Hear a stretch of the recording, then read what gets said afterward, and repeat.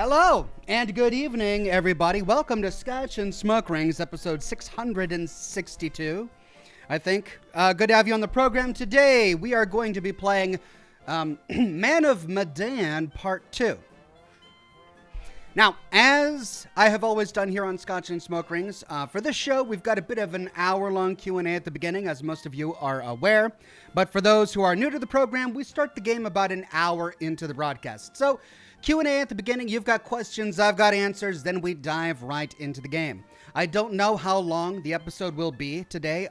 It depends on what I've got going on later tonight. It'll either be a 3-hour episode with 2 hours of gameplay or a 4-hour episode with 3 hours of gameplay. Either way, I'm here for tonight, and I can't wait to dive back into Man of Medan.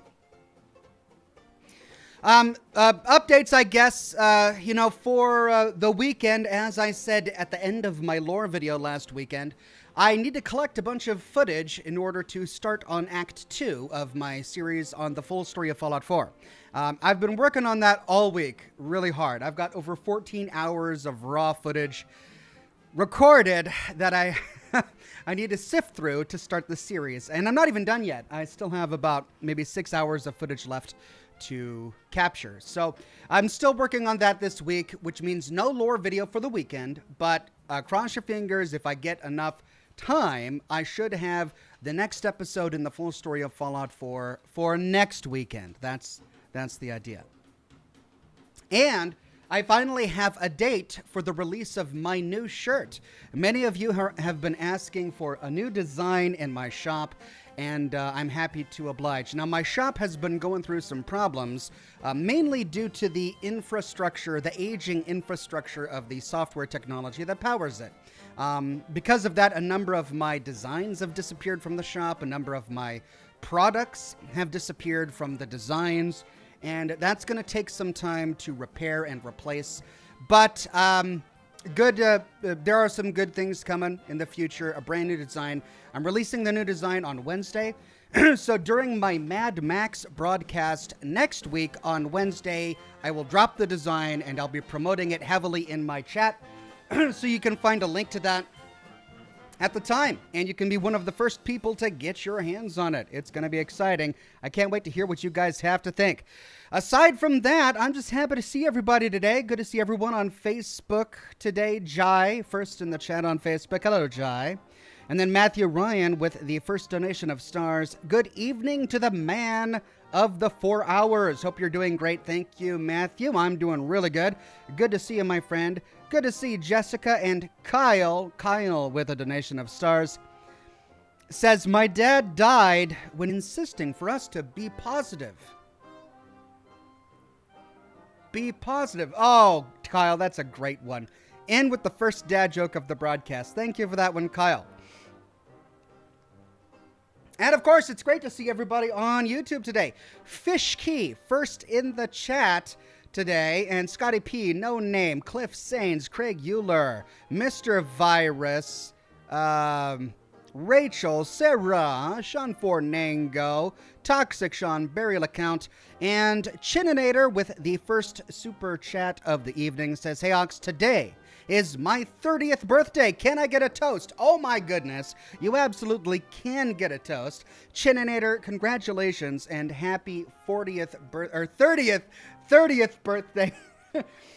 Birthday to you. Didn't want to prematurely age you by 10 years, no, but happy 30th birthday to you, Chininator. Cheers. To many more birthdays. May they be amazing and celebrated by everyone who loves you. No Name says, Doctor, there is a patient on line 1 that says he's invisible. Well, says the doctor, tell him I can't see him right now. Another good one. We'll add that to the quiver. Thank you, No Name. Toxic Sean says, hello, good friend. I hope you're doing well. Hope you're doing very, very well, he says. Thank you for correcting the episode number. Excited for 666 in 4 weeks. Got the day off. Excited for it. Guys, you're putting too much emphasis on this. I have no idea what I'm going to do. Like, I haven't got that planned. You guys are like taking time off work and, marking your calendars for episode 666 of Scotch and Smoke Rings. I realize this only comes once, But I have no plans. I mean, the best I can do is maybe put a red tinted filter in my broadcaster so that everything looks a little bit spooky and bloody. Because I don't know. God, I don't want to disappoint you, but I don't have major, huge plans. I don't even know what game I'm going to be playing. But I'm glad you're excited. I don't know. I'm going to have to get some tips on being infernal. I don't have a lot of practice. I'm going to work on that. Toxic Sean says, regarding episode 666, been a while since a hangout. Excited for that. Well, Toxic, I'm just glad you're here, and I hope I don't disappoint you on episode 666. The Raging Krogan says, evening, Ox, been smoking a Camacho Corojo Churchill for 30 minutes. Great cigar. Have you ever smoked this particular cigar? If so, did you like it? I don't know. The name sounds familiar, but I don't remember what it looked like. Let me see.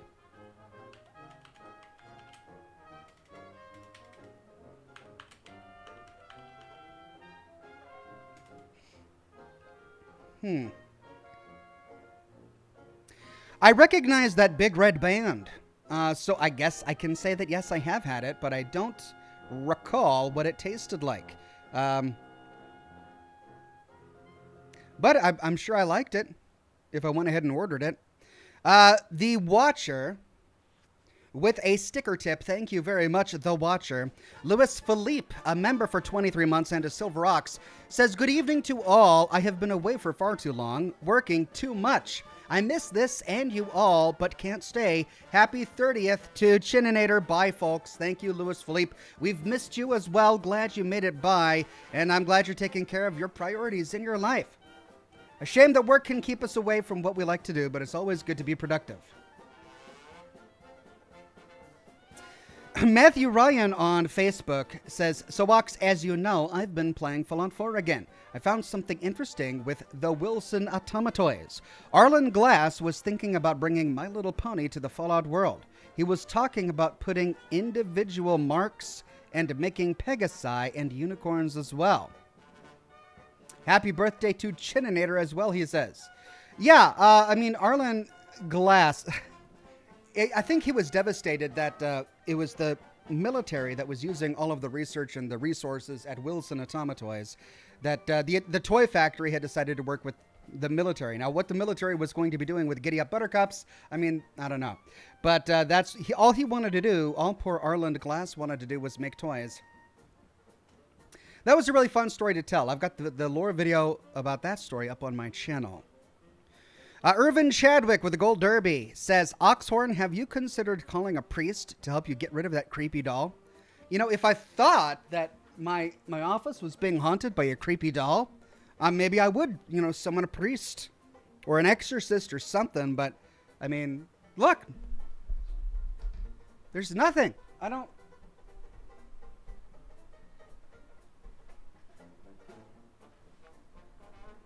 know what you're talking about. Creepy doll, there is nothing haunting this office. Toxic Sean says, Ox in chat, hope you're all well. Gotta get back to work. No worries, Toxic Sean. Good to have you here today. Adrian Parker says, hey, Ox, hope your day went well. What are you smoking/drinking this fine evening? Cheers to you, good sir. I'm smoking a La Aurora 1495 today, which has become one of my favorite go-to cigars. Then I am drinking some Glenfiddich, 12 years old, and some Kraken rum and Coke. Cheers.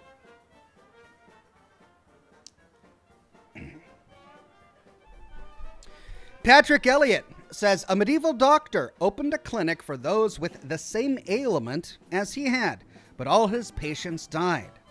It was a case of the blind bleeding the blind. Wow. That one wow. I mean, that's probably actually happened. A medieval doctor? It probably actually happened.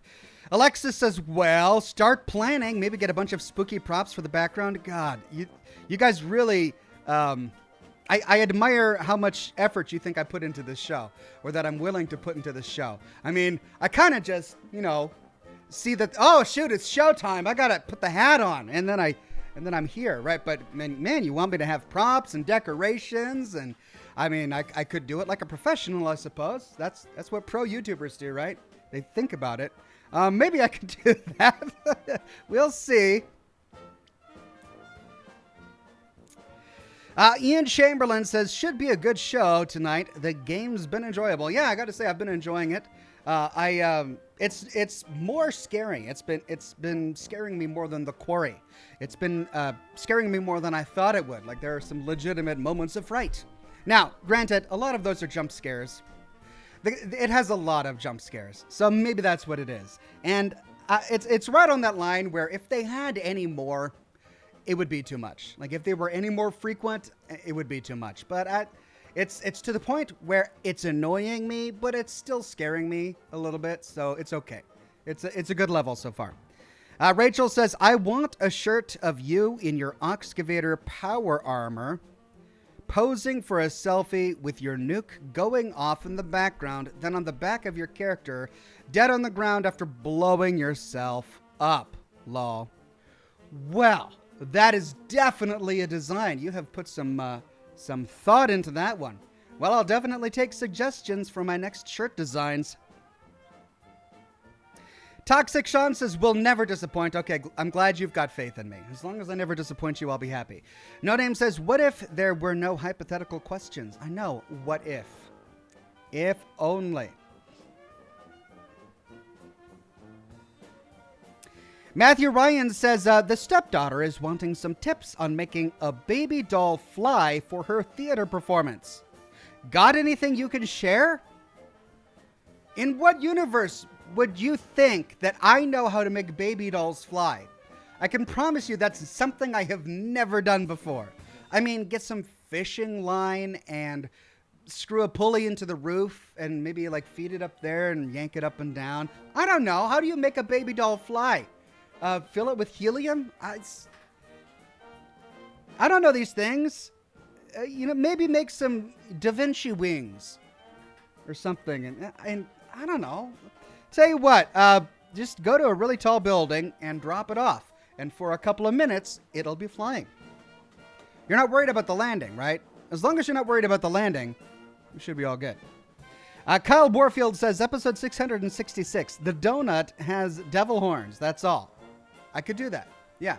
Is that enough? I could put devil horns on the donut and call it a day. Done. Celebrated it. Robin on Facebook says, hi, bestie. Thank you, Robin. Hi, back at you. Alt Grendel on YouTube says, everybody knows how fast Bruce Lee was, but no one remembers his faster younger brother, Sudden. Suddenly.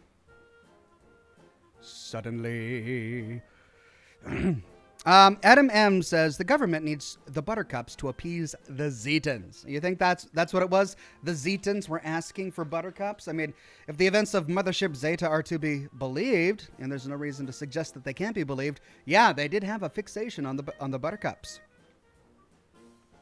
Steel 101 says, hey, Ox, you mentioned in your Fallout 3 Pit series that someone created a mod that allows you to use the cannibal perk on Marie.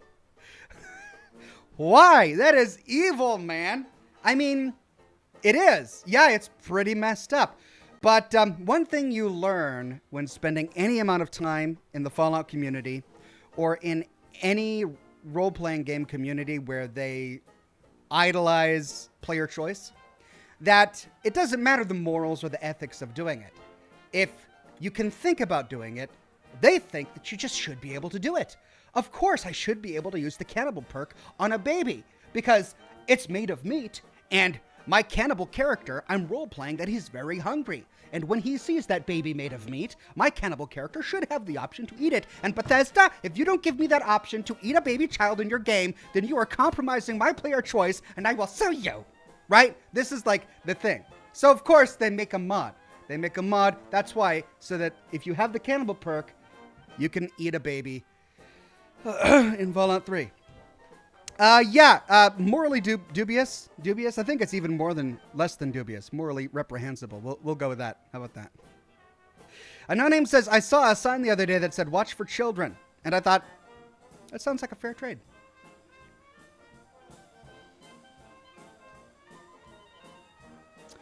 Huh? I guess I don't, like... Watch for children. I understand, like, it's in school zones, right? If kids are constantly playing in the road or whatever, you want to be aware of children. That's the nature of the sign. But why is that a fair trade? Oh, because all you have to do is watch. You can watch for children. Upon seeing the child, you then can decide whether you want to slow down or not. Is that where you're going? I don't know. No name. But Vince M says, have the kids help you decorate, Ox. Looking forward to episode 666. You guys are pumping yourselves up for this. Like, I'm trying to tampen down expectations because I don't think I'm going to do anything special. Really. I think it's just going to be another day here.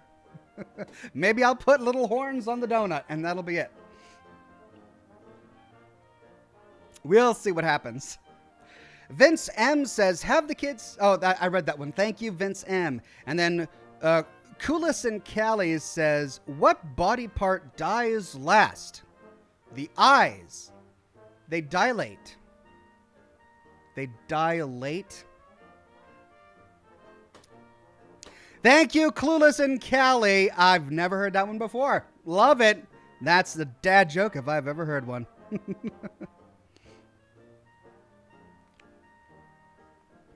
No Name says, speaking of eating babies, I burned myself welding one day, and we do smell like bacon. Oh, God. Thank you for that one, No Name. I mean, you answered a question I never knew, I never wanted to know the answer to. So, thank you for that. Matthew Ryan says, episode 666, the episode where nothing happens. Yeah, I think I might just sit here, sip a cup of Earl Grey tea, and read something tedious and incomprehensible, like a Dan Brown novel. And that's it. Maybe that'll be the episode. Shadow787, a member for 7 months, says, getting the family together for episode 666. Can't wait. Wow, you're going to gather. I'm going to be disappointing a lot of people on that day, aren't I? 4 weeks from now, I will disappoint so many of you. Brady Jables, a member for 3 months, says, fan for at least 10 years from World of Warcraft to Fallout. Cheers. Thank you, Brady Jables. It's been a long time. I can't believe I've been doing this for so long, but I wouldn't change a thing. I've loved every minute of it. Carol Ann says, lol, put a puzzle together. Yeah, maybe that's what I'll do. The broadcast will just be me solving digital puzzles, like free Facebook games or something. And then we can all sit through the clickbaity ads together, because why not?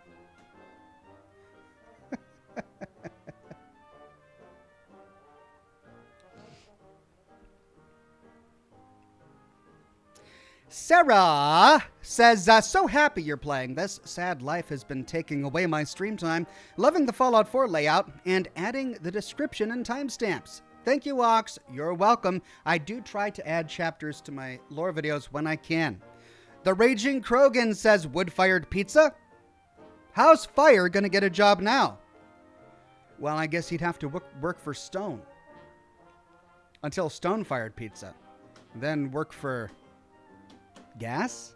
Until Gas fired pizza? I don't know. It's a tricky position to be in.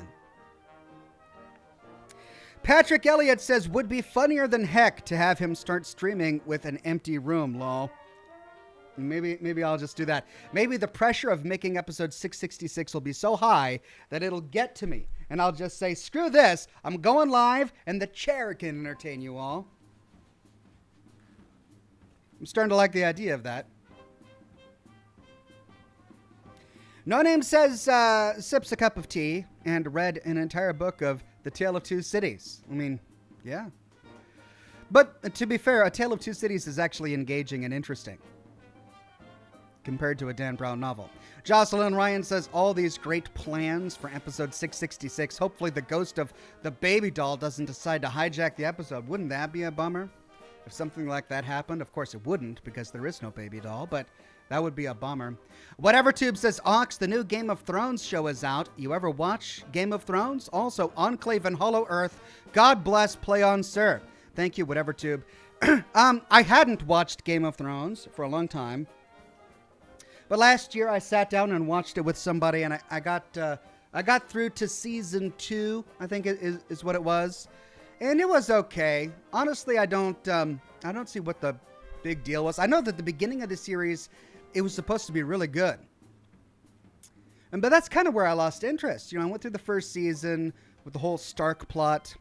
And then I went through. I'm going through the second season with the Daenerys. How do you even pronounce it? Daenerys. Daenerys plot with the dragons and the something like that. And it's okay.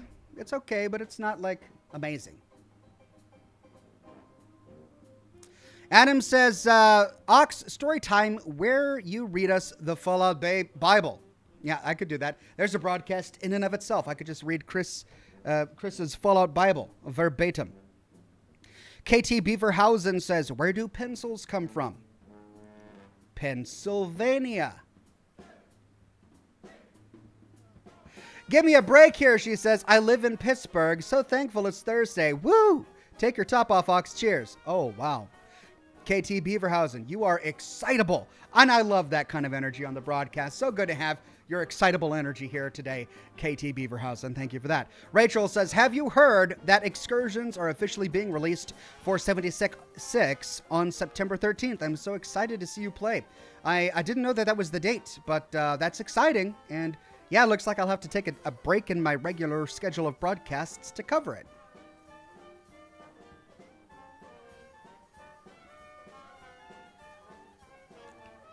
Matthew Ryan says, honest question here. Have you ever thought about going back and redoing some of the audio in your lore vids?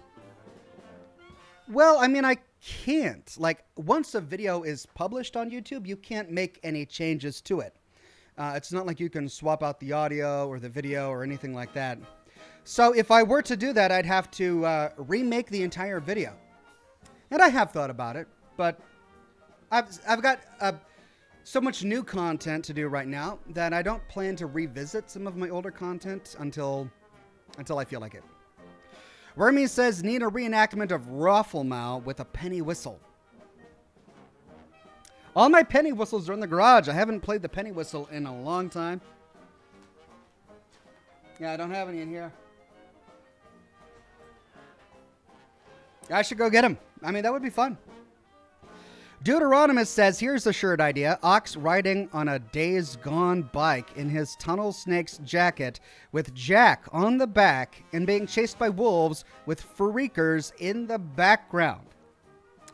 I mean, that's a great idea, but the thing with the whole stinking wolves idea is that it spans games, right? Because it's been Days Gone where wolves have attacked, but also Red Dead Redemption 2 and many of the other games I've been playing where wolves just pop out of the woodwork to attack.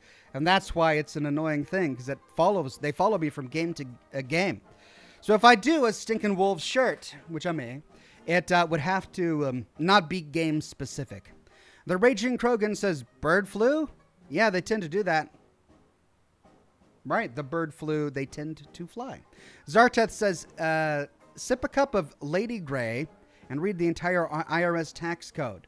That would be funny for 30 seconds, and then people would leave. But I could do it.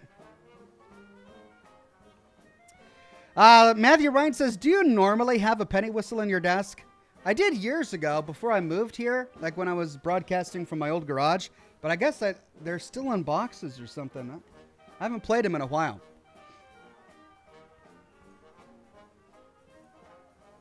Steel 101 says, I thought that the road to the Minuteman peace ending was convoluted, but I was wrong. You just have to know which missions are the point of no return. Yeah, you're right. And it can be a little cumbersome to try and tackle all of that. But it is pretty straightforward to get the Minuteman peace ending. Freddie Simmons says, I think the joke Watch for Children was something is offering a watch in exchange for children. Oh, wow. I totally didn't get that. Watch for children. Wow. But why? Why would you? I mean, if you had a really nice, expensive watch, why would you trade it for a child? Like, what are you going to do with that child? I think I'd keep the watch. I'm glad I have children, but that's because I'm a parent, and like I don't take a look at all of the objects in my house and think of what value this could be compared to a child. How many children can I get for this duvet?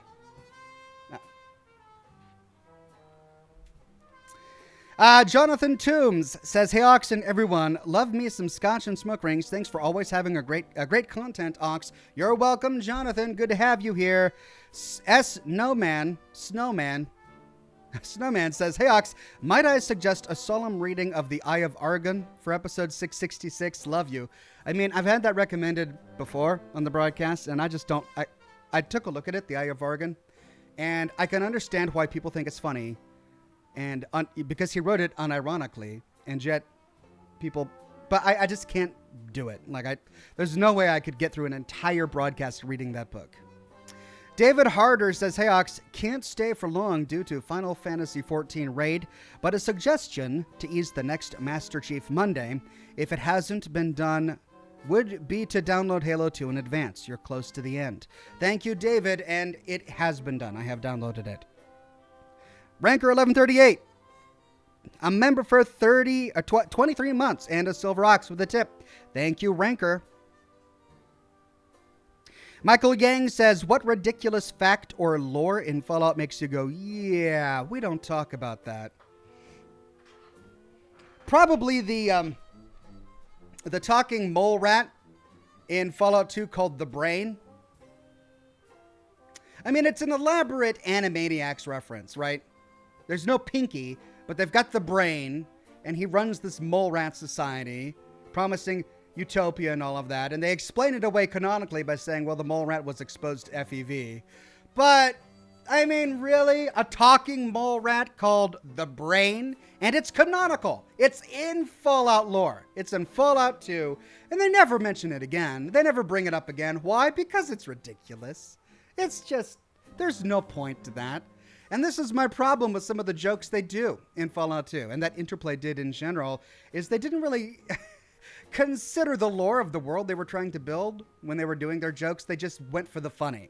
And there are moments where you just go for the funny, but I prefer the way they did it in Fallout New Vegas, where they put all of the stuff that could potentially be lore breaking or raise really uncomfortable lore questions, and they made them Wild Wasteland stuff. They're like, oh, that's a great idea, that's hilarious, but it could you could have lore implications. Tell you what, we'll put that in the Wild Wasteland perk. That was a great way to go about it. But now, thanks to Fallout 2, we have to worry about crazy things like whether or not mole rats can have higher consciousness if exposed to FEV. And we have to wonder about whether or not there's a way to stumble upon a magical portal that can take you to a lobby where the dead ghosts of everyone you met in Fallout 1 casually talks while sipping cocktails. Oh, and Dogmeat is still there after having been killed by Ian in the Mariposa military base. Like stuff like that, right? Ranker 1138 says, finally someone else suggested the Eye of Argon. I'm glad it's not just you this time, right? No Name says, read the tax code and follow it up with the full reading of the traffic and parking codes. Again, very tedious stuff that I could do if I want to lose viewers.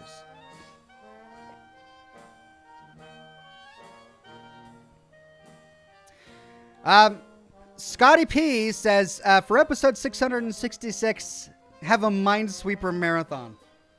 Oh, you guys are full of the great ideas today.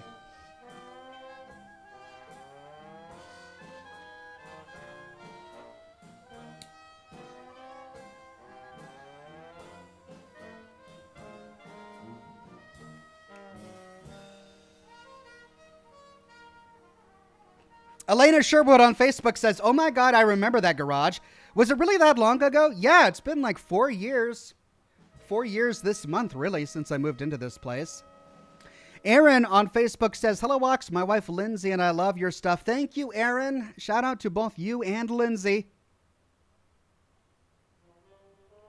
Jessica McDonald says, don't worry, I wasn't really into Game of Thrones either. I just watched it to make an ex happy. Oh, Jessica, well, that was very kind of you. Elena Sherwood says, hi, Ox. Curious, Game of Thrones didn't keep your interest, so do you keep up with other series, Stranger Things or The Boys on Prime? You know, I don't. I don't really watch TV at all. I don't really watch movies either, unless I'm taking the kids to a kids movie. I used to. That's the thing. I used to love movies, and I used to love TV shows. But I just can't find the energy or the enthusiasm to devote to anything like that, right? I'm so busy with work, and when I'm not working, there's plenty to do around the house. So there's no time for me to sit back and enjoy a TV show. Matthew Ryan says, read the instruction manual for a Commodore 64. That's another idea. I'll have to think about it. The Fat Gamer says, hey, Oxhorn, a buddy of mine threw a potato against a wall. You should have seen the chip it made.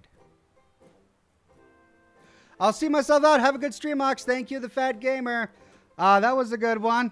Threw a potato against the wall. You should have seen the chip it made. Oh, so good. Jocelyn Ryan on Facebook or YouTube says, pondering the value of items in terms of children is possibly the first slippery step into the slide of cannibalizing babies. Yes, that is how this topic came to be. I think we were talking about cannibalizing babies earlier. 5 sacks of potatoes, 1.5 pounds of prime baby. Rachel says, have you considered doing a video on Diamond City like your Megaton video? I know you have videos covering parts, but it would really be nice to have a good broad strokes tour / lore characters video. So my video on Megaton was over an hour long. I think it was like an hour and 30 minutes. And in that video, I covered every single character, every single side quest, every scrap of dialogue. The problem is Diamond City is like 15 times bigger in terms of characters, in terms of dialogues, in terms of the depth of the side quests. And the side quests in Diamond City are so in depth that they change from gameplay to gameplay for me. There are so many characters that will say something different to you while you're walking by based on decisions you made in other parts of the plot. There are so many quests that can only start after you advanced to certain points in the plot, and then you can only resolve them after advancing to other points in the plot. And then you find out that quest actually has 3 different endings depending on different factions that you sided with. It's really complicated. And there's no way, really, feasibly, to make one video where I cover all of Diamond City. First of all, it would be way too long. And secondly, it would take an enormous amount of time and effort to get all possible endings and all scrap of dialogue for every different quest possibility. It would just be really complicated. That said, I have covered much of Diamond City in separate standalone videos. Like I did a video on the science lab and the quest related to that. I did a video on the Bobrov brothers and their pub. There are a number of side quests and locations in Diamond City that I've done videos on. And there are a few more that I need to do, and I do hope to do those eventually. But I don't think I'll just put it all into one big video.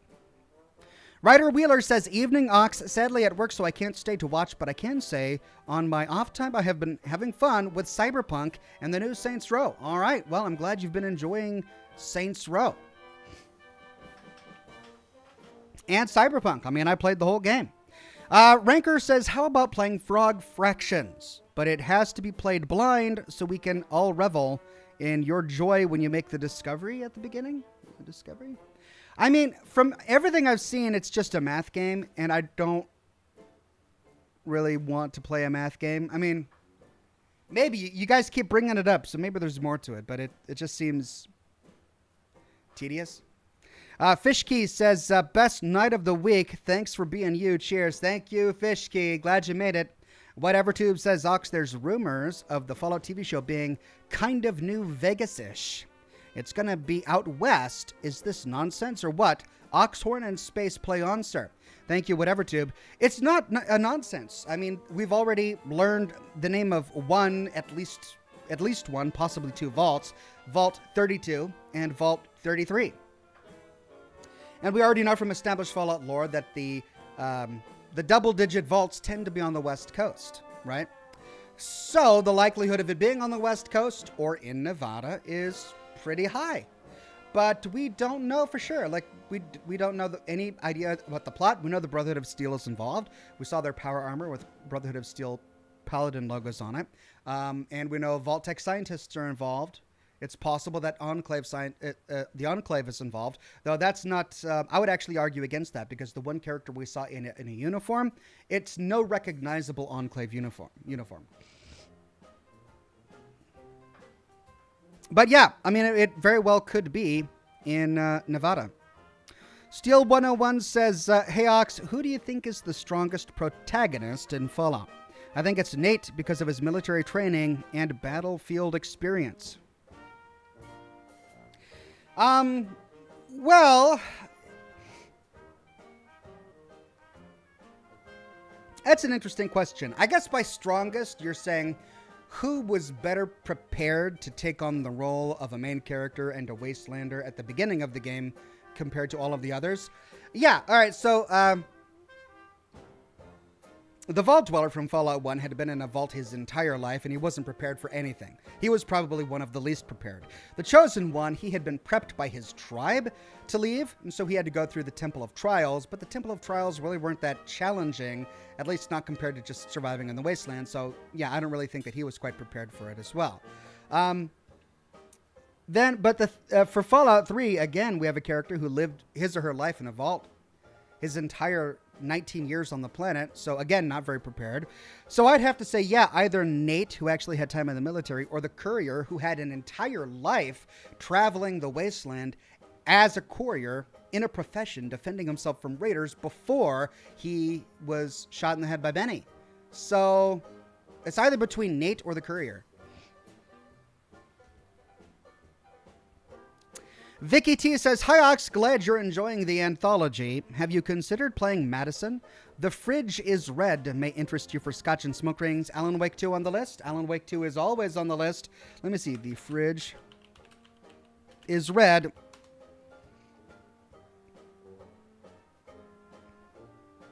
Interesting. Releases September 27th, 2022.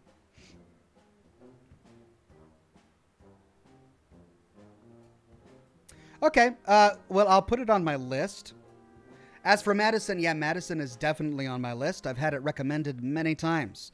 Matthew the Thinker says, "This is a crazy game, Ox. Enjoy. Been following you since your website days." Thank you, Matthew the Thinker. That was a long time ago when I had a website. Rachel says, "Maybe a Diamond City playlist then." I actually already have a Diamond City playlist. Let me see if I can find it on Google really easily.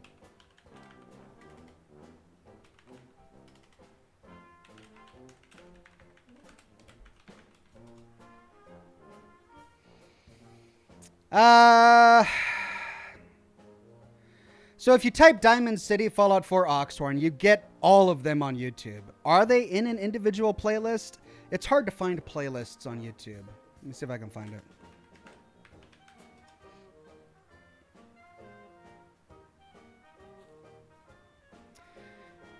Yeah, I don't know if I have them in an individual playlist, but you know what? I can try.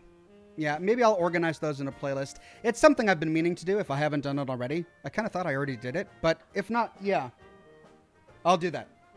Thank you for the suggestion, Rachel. Matthew Ryan says, "Just so you know, I'm trying to get all the dad jokes together and create a database." That only works if you pronounce it data. If you pronounce it data, as we were trained to do while watching The Next Generation, then the joke doesn't work. Create a database, a database. That makes much more sense. Okay, thank you, Matthew. Loving it. Greg Williams says, "Hey, Ox, I had a friend who showed me his tool, she'd, and he's pointing out his different tools. Then he points to his stepladder, and I said, funny, I never knew my real ladder." I think autocorrect did you a disservice there, Greg, because I'm having a hard time deciphering your dad joke. Shed? Was that supposed to be shed? I had a friend who showed me his tool shed, and he's pointing out his different tools. Then he points to his stepladder, and I said, funny, I never knew my real ladder. Okay, all right, all right. I get it now. And it's disappointing. Thank you for that one, Greg. KT Beaverhausen says, "I actually think the current game is good for 666. Yeah, Man of Medan is pretty scary for 666. Maybe we won't have to change anything at all. Tilly says, and Cliff Sains says, how about a Clockwork Orange outfit if you end up doing something for the episode 666? We're already rocking our derbies. Should I just talk in a Clockwork Orange sort of vibe? Like, and now we shall play a game with a little bit of ultra violence. We drink our, what was it? Milk? It was like a laced milk. It was like milk laced with drugs. Sort of is what it was. It was really weird. The Raging Krogan says, can you sing the Trogdor song? I can. Will I? That's another question. Trogdor! It's rough on the back of the throat. You know, he kind of just screams it out. Burninating the countryside. Burning all the peasants and their thatched roof cottages. Yeah, it's kind of... That's a screaming song. Whatever Tube says, who would win, Super Mutants or a Deathclaw? I guess it depends on the kind of weapons that a Super Mutant had. A Super Mutant with a fat man? Probably the Super Mutant. Anything else? Probably the Deathclaw. Ranker says, Frog Fractions is not a math game. Can't spoil it. All right, well, don't spoil it then. But I don't know. I guess I'd have to play it to see. Scorpion Taz, a member for 40 months, and a Gold Ox says they are doing a Dead Space remake that is slated for the end of January, since you can't get the original to work. Yeah, I know that. I actually tried to get Dead Space to work, and I was going to move forward with it until they announced that they were...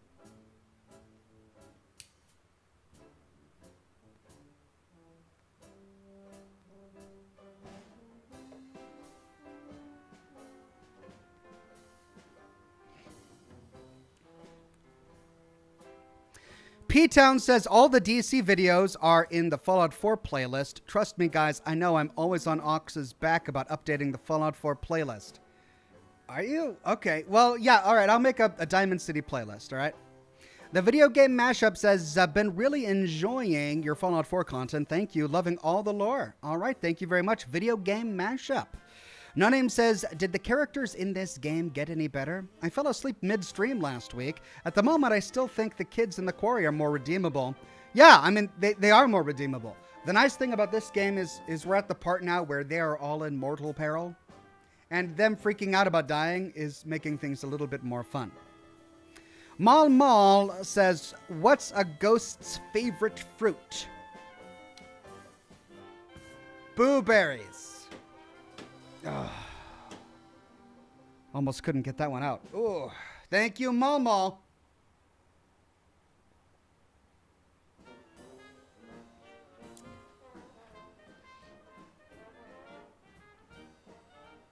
A database? Holy cow, how has that gone by so quick?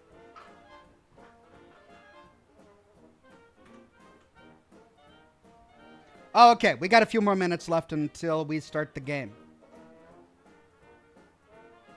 All right, about 15 more minutes or so. So get your questions in now, and then we're going to dive back into Man of Medan.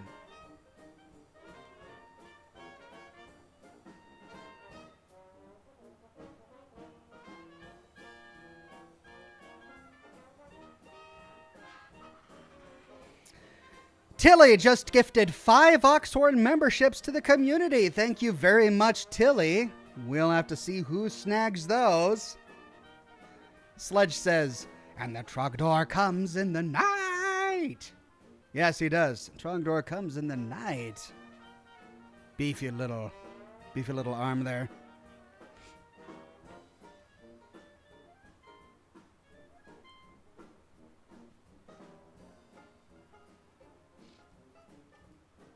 Was it Consummate V's? Consummate V's. Jared on Facebook says, sorry, I'm late for the stream, Ox. No worries, Jared. Good to have you on the program.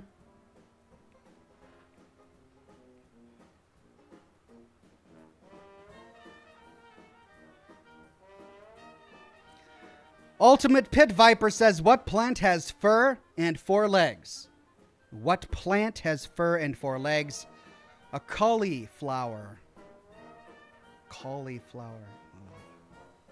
And congratulations to Forge Father Jester, Raymond258, Cat Tornado, Carl Hines, and Router for snagging Tilly's free Oxhorn memberships. Thank you, Tilly. Congratulations, everybody. Heather O'Malley says, Ox, the milk drink is Molokovo. That's right. We went to the Molokova milk bar to get ready to do some ultra violence. Rachel says, I started a dating site for chickens. It doesn't bring in much money. I just do it to make hens meet.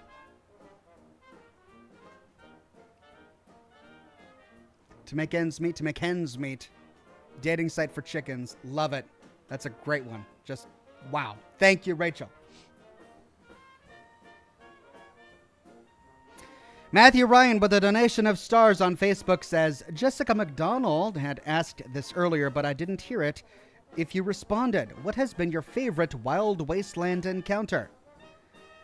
I mean, the grannies that attack you as you're leaving the building that had Fisto in it. The Monty Python reference, that was funny. Finding the One, which is the giant undetonated nuclear bomb, that was really just interesting from a lore perspective, but that's another reason why they put that in the Wild Wasteland trait, was because they didn't want to make it canonical. Fishkey says, last one was free, so wanted to send a tip. I've been replaying Halo with you. Can't wait until you get to 2. It really builds on 1 well. Wart, wart, wart. Okay, thank you, Fishkey. I'm looking forward to it.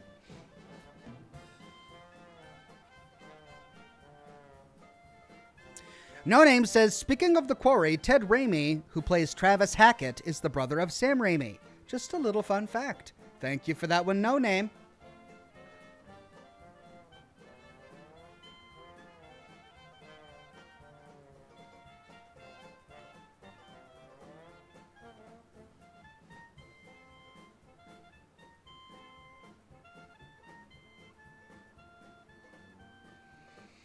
Yeah, I enjoyed his Evil Dead.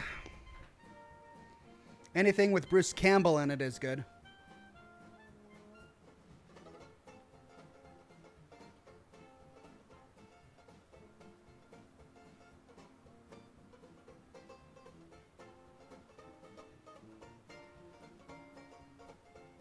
Jocelyn Ryan says, Caesar walks into a bar and orders a Martinez. So instead of a martini, he orders a Martinez. The bartender asks if he meant a martini. Caesar replies, if I wanted a double, I would have said. And then it cuts off. Okay, it's a Latin joke. So martini would have been plural. Martinus is the singular nominative. But it's not a Latin word. But had it been a Latin word, okay. A Latin joke. Cool. Thank you for that one, Jocelyn Ryan. Josh Burt, a member for 2 months, and a Silver Ox with a super tip. Thank you very much, Josh. The Raging Krogan says, come on, Ox. We know you're too sexy for your shirt. I mean, that may be. But sexiness has little to do with it. It's decorum. I may be too sexy for this shirt, but at least I have decorum.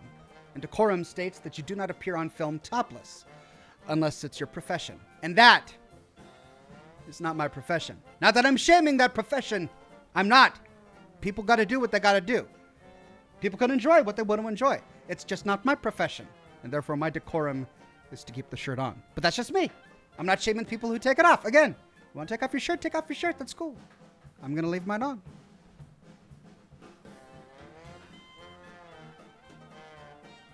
Malmal says, hey Ox, in Fallout 4, do you think certain characters are more canon for certain quests?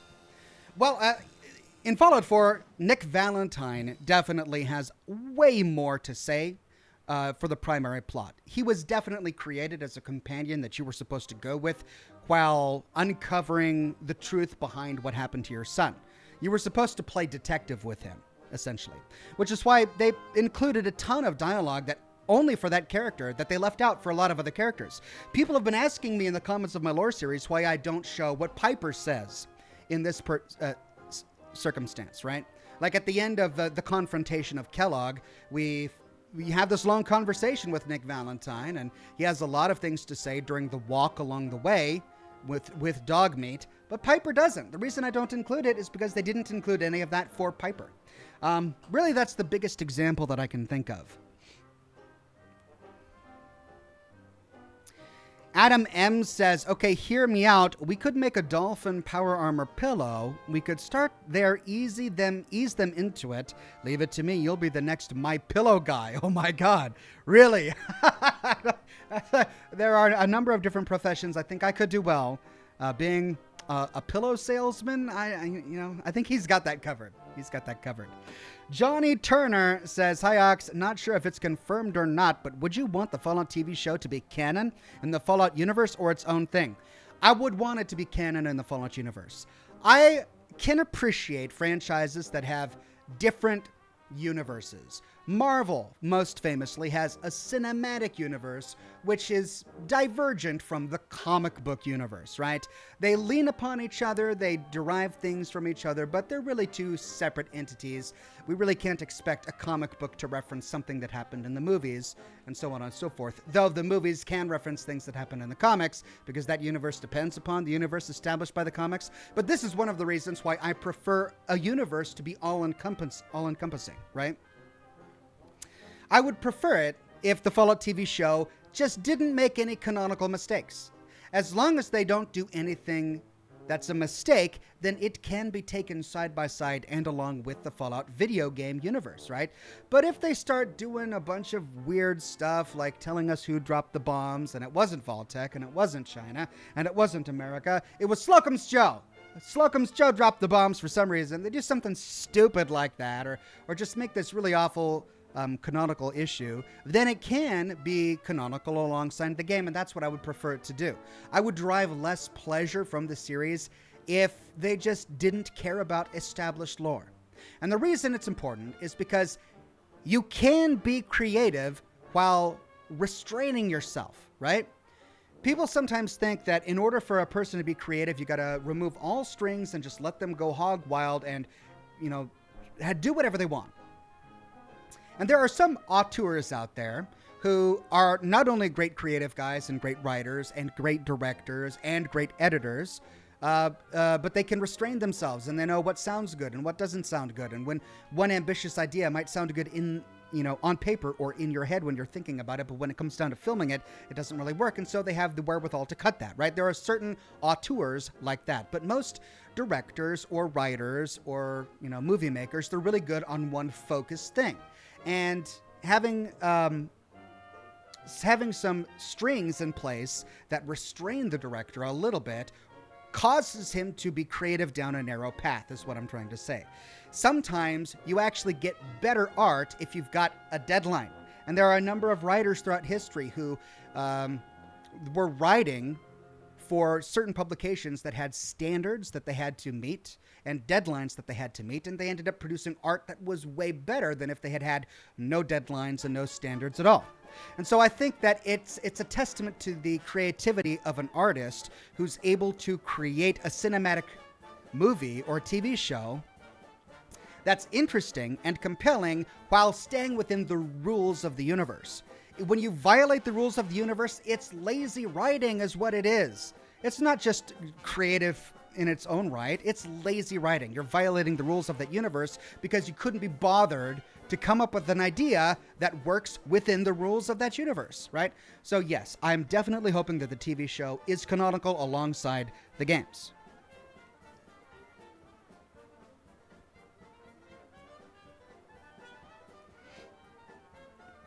Edward J. says, any plans on playing the sequel to A Plague's Tale when it comes out in October? I absolutely want to play that game. And I plan to play it live on the camera. Eric Rodriguez says, hey, Ox, hope all is well, my good man. Thank you, Eric Rodriguez. Things are going great over here. Steel 101 says, hey, Ox, what is a Jedi's favorite dessert and car? Obi-Wan cannoli and a Toyota. Ugh. Also, I hope they add some Elvis songs in the next Fallout. That would be great. Thank you, Steel 101. No Name says, it was me. I dropped the bombs. I was the cause of the fallout. End of story. It was all me. I trust you.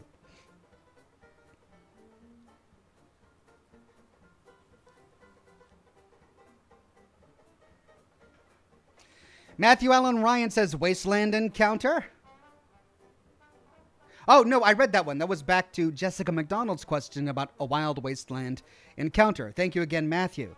Matthew says, I have to keep my shirt on, otherwise people will go blind. All that means is you're brilliant. That one's free, Matthew. Monogold says, I'm still recovering from the FEV. Glad to have your live streams to help get me by. Thank you, sir. Keep up the great work. Thank you very much, Monogold. Sorry to hear about your diagnosis. I hope you recover swiftly and with very few side effects. Thanks for stopping by to let us know.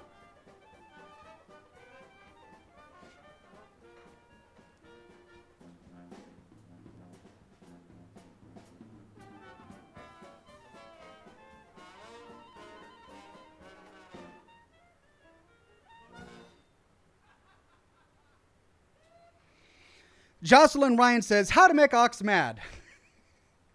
1. The Fallout TV show gets the canonical nod that opens the door to exploring a Fallout multiverse.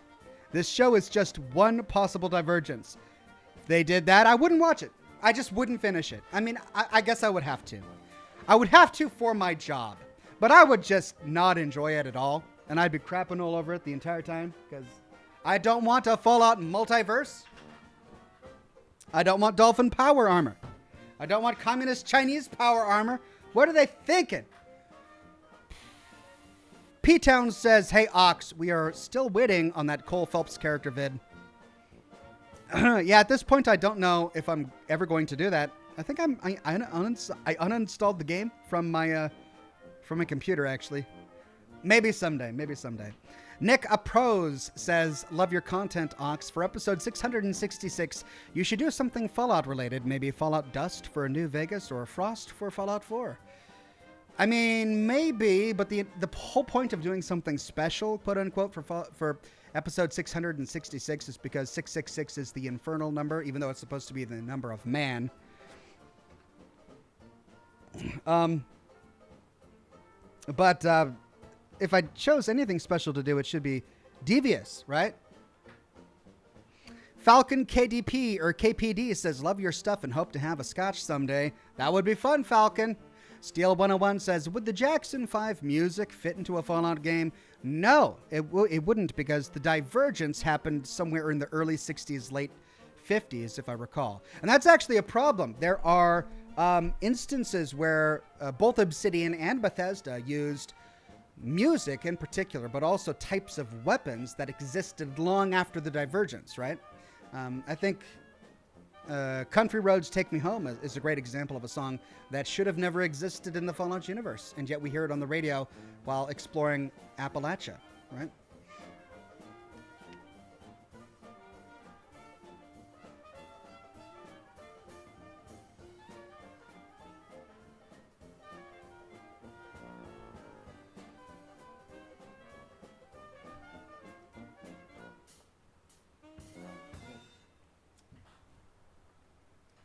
Okay, it's time to get ready for the game. Let me move my chat on over to the other monitor.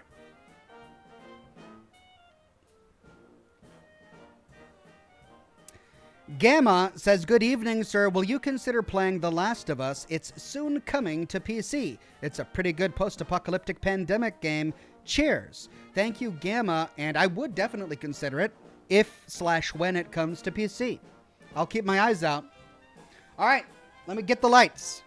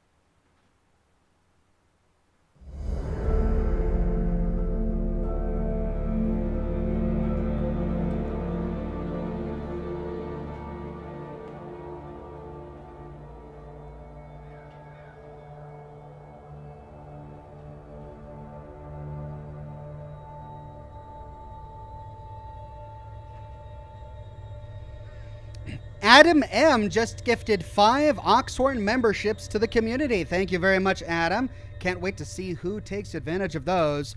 Rachel says, green eggs and ham, Oxhorn edition. I don't like Chinese power armor here nor there. I do not like jet in pre-war containers.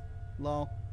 Yeah, but you know what? It's not just jet. Like, I was shooting some footage earlier today for my lore series, and I just, I went into the switchboard, and you go into this pre-war DIA base that hasn't been infiltrated in, hundreds of years, and then you unlock a security door, you go way deep within, and what do you find? You find a pipe pistol in a drawer. It's like, why? I mean, we know pipe pistols existed in Detroit before the bombs dropped due to that one magazine cover, but in a DIA facility where they're government funded and they can afford actual conventional weapons, why would you find a pipe? It's things like that that just drive me crazy. All right, what was I doing? Yeah, let's continue.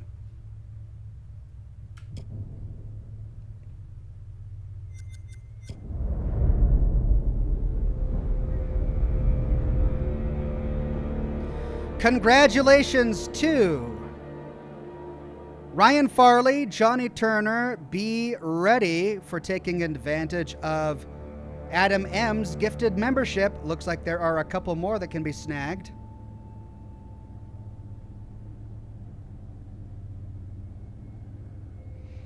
Now, why is this saying the Chinese market? I think I've got the wrong game loaded. Yeah, this is where I'm at. The ritual in the lower decks. Let's continue.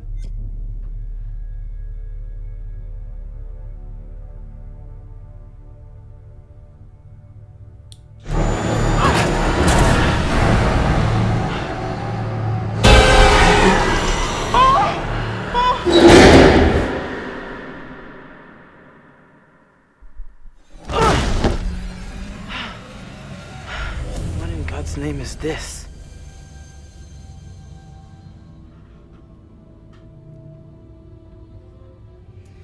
It's seeing Brad, or he called himself B-Boy, was it? It's seeing him in that zombie state that makes me think that maybe I made a choice earlier that dooms him.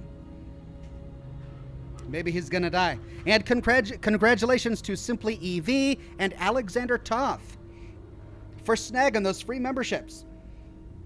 Okay. So we have the captain, and we had just fled into this area. We've got a big ballroom over here, looks like. Let's no, it's not a ballroom. It's a ballroom / huge dinner area.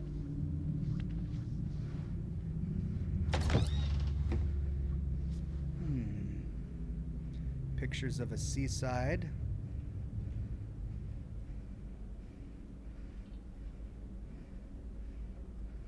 What?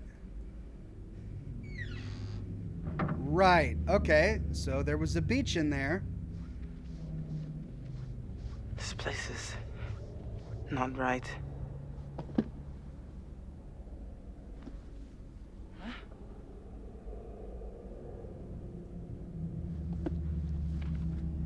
Okay.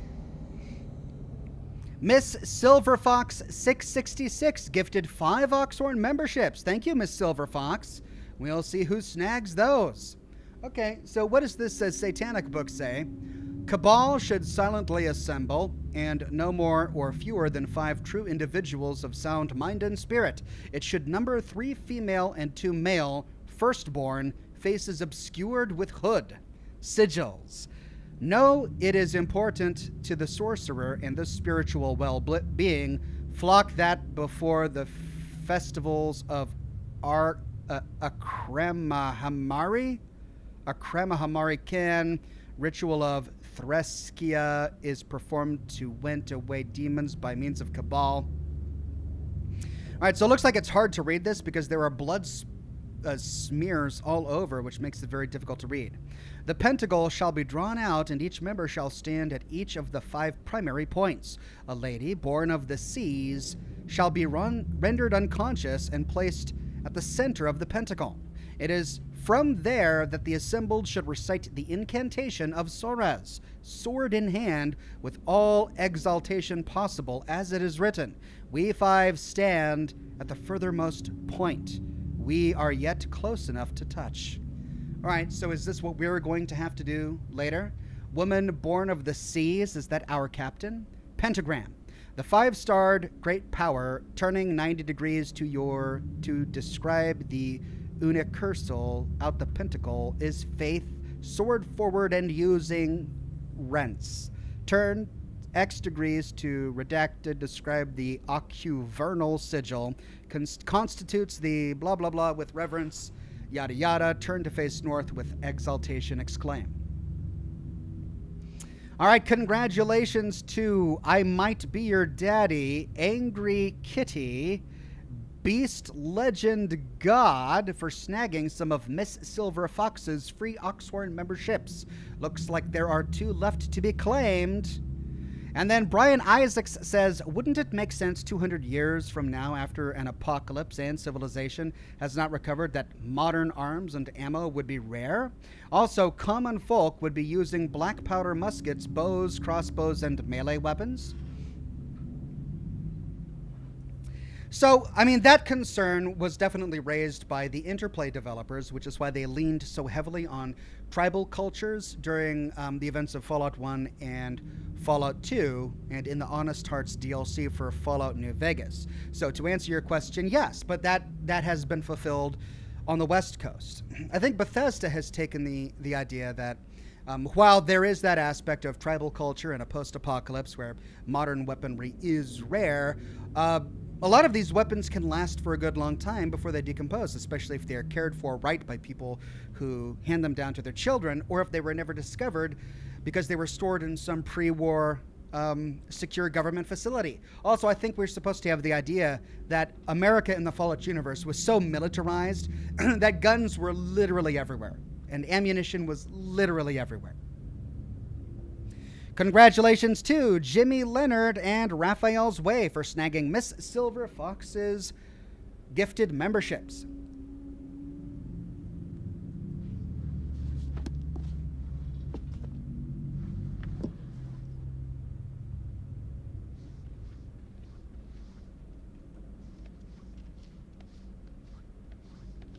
Uh-oh. We've got bloody footprints.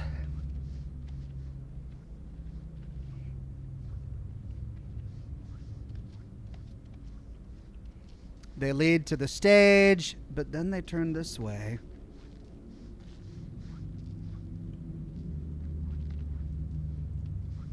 And over here they get up onto the stage. Oh, there's the pentagram.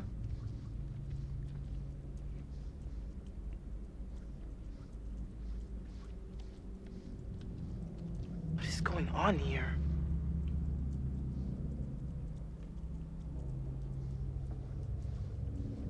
Okay, why can't I select it? Okay, 2 skulls and a pentagram.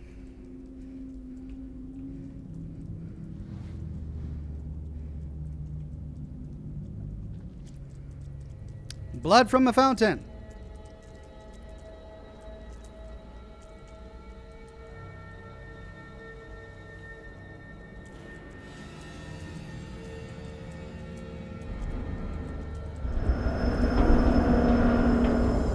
Oh, come on.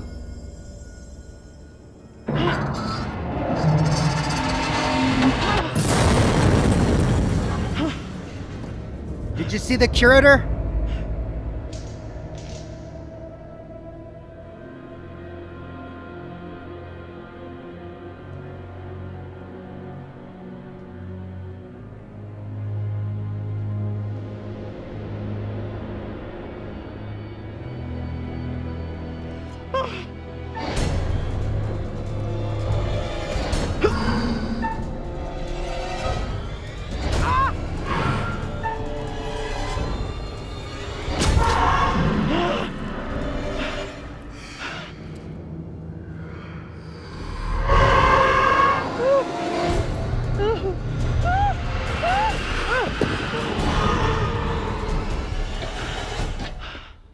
Okay, what was that? I stabbed something a couple of times and it wasn't particularly hard.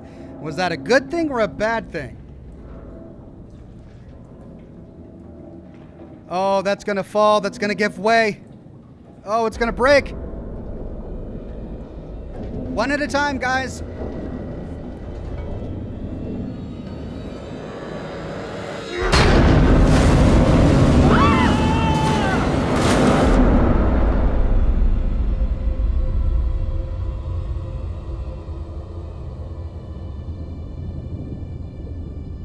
Did she go unconscious as soon as she hit the water?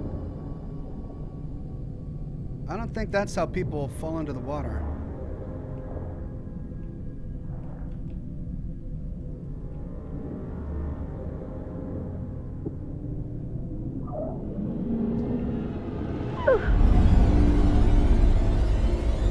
Barnacles on his head. Whoa, wait a minute. What? Oh, I see. She's back in the plane. She's having a hallucination or a vision.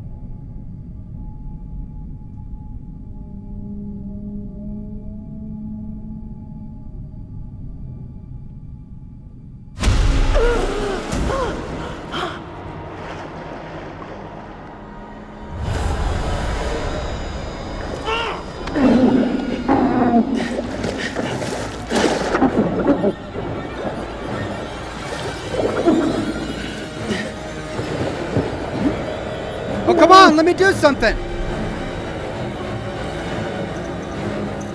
Stop! Stop!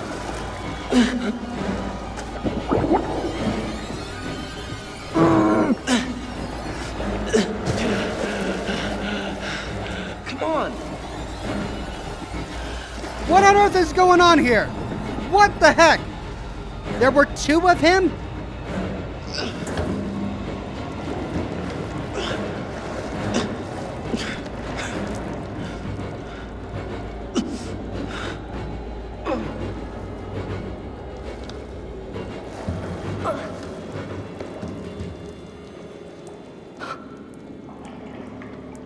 What? You okay? She must have been hallucinating. Oh, pick up the knife, guys. Thanks. I could have drowned. We gotta get away. He's still around. That guy. Fuck!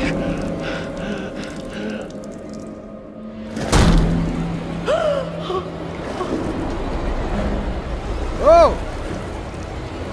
I feel like a lot has happened that we missed. Yeah, see, this is why I said pick up the knife. Come on! Let's go! Close the door.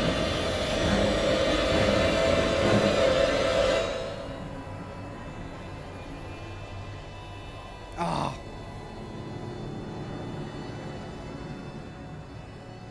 Why is he dead? What happened?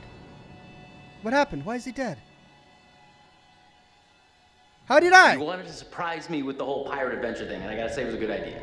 No, it was. I mean, it's funny. I think it's funny, but I think the guys you hired are taking it a little too far, maybe. And don't be cheap. I mean, you didn't feel like paying top dollar, and that's you get these guys that are not cream of the crop. They're taking it a little too far. You know, you get my drift? So if you want to feel free to pull the old plug, get rid of these guys, I'm with you. I mean, these guys are fucking crazy. They're chasing us around the ship.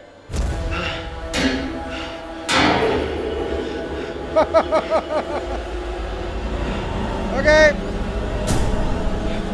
There she is. Run away! That's when you run.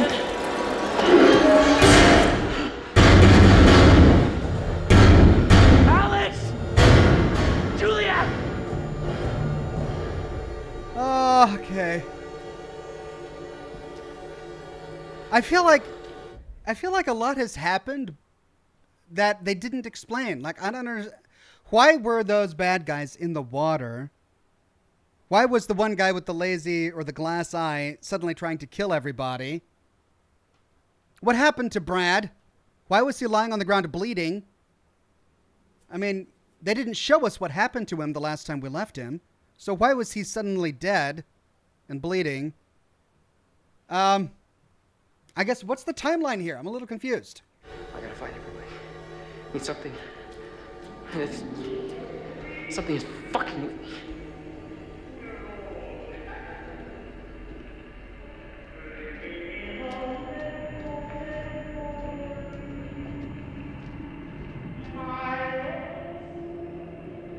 Oh no, I'm gonna get demonetized for this song. Secret found water purification plant with field notes from Warrant Officer Knight. Okay, can I turn the music off? Because this is gonna get me demonetized.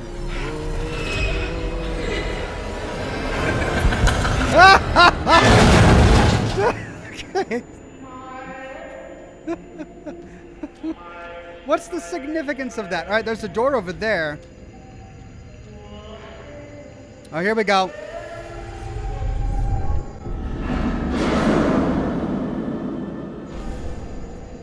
Ooh, that's going to get us all killed if we don't get that.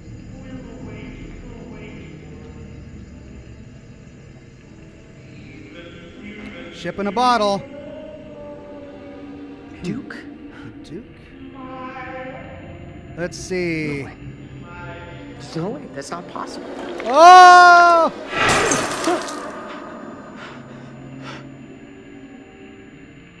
So that was their ship.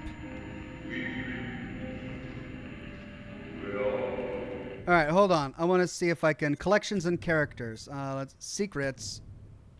Look at all of these secrets. But what does it even mean? Okay, so what am I supposed to do after discovering a secret? 1, 2, 3, 4, 5, 6, 7, 8, all the way to 10. And they're somehow connected? Conrad, pictures. Let's go through these real quick. All right, so that one gets sliced in half, but we need that. Oh, come on. Can I go back without going through this entire thing again? Pictures.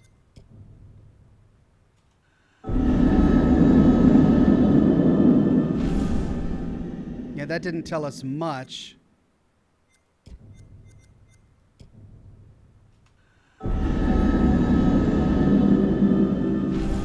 Yeah, again, that doesn't tell us much.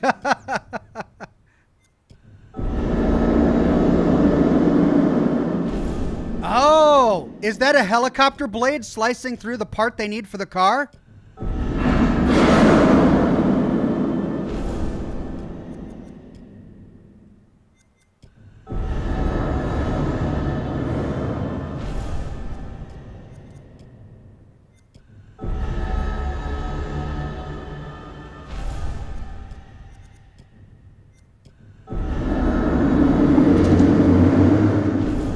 All right, so we managed to get around that one. Is that how he died? But he looked already dead. Bearings. I don't understand the point of the bearings. The kitchen knife? Alex found a knife. Okay, so these are decisions that we made that impact their bearings, and then these are secrets. Okay.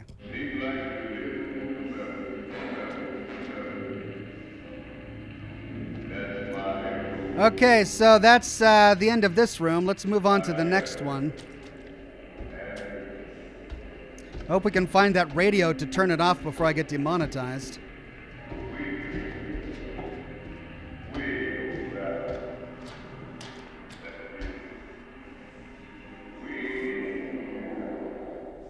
Operations order from Captain William P. Ford to senior officers, internal use only. Mission, man overboard. Ordered full stop and anchor. At 0128, I received reports of a man overboard. Ensure that all units under your command are notified and prepared to assist in the search and recovery of the casualty. William P. Ford. This was no accident. I saw him jump. Oh.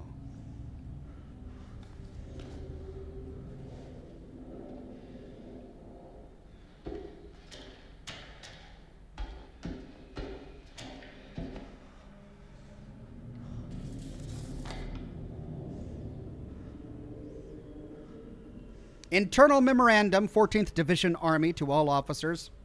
Captain Ford has ordered that the consumption of alcohol is strictly forbidden during this voyage. Any officer found drunk while on or off duty will face court-martial. Your alcohol rations will be provided to you at a later date. The war is over. This is bullcrap. Julian Z says, is that Fallout Radio I hear? I know that song. Yeah, that they do play that on the Fallout radio stations. My echo. Mm-hmm.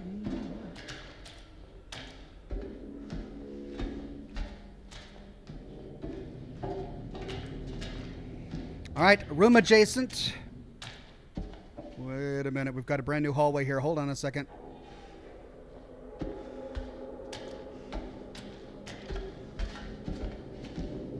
Okay. Just to make sure that we didn't miss anything along the way, this was the room we just left, right? Yeah.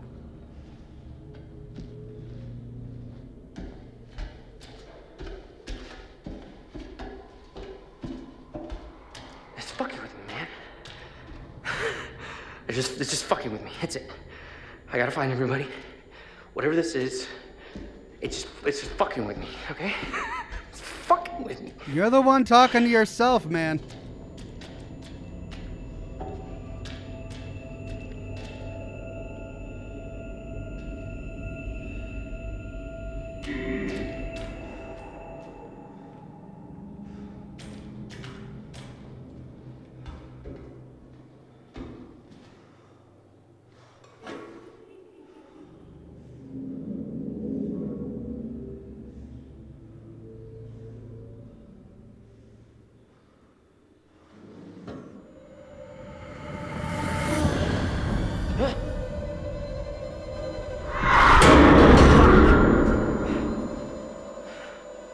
Ha ha ha.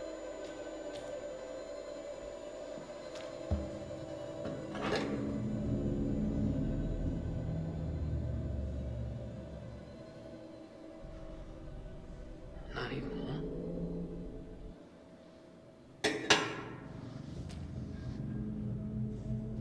Right.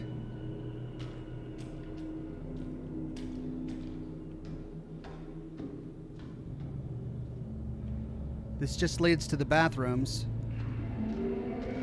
Oh, but there is a door out. Okay, I want to finish exploring this room before we leave.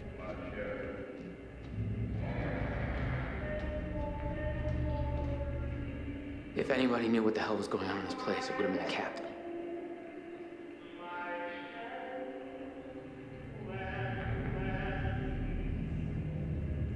So we found the captain's quarters?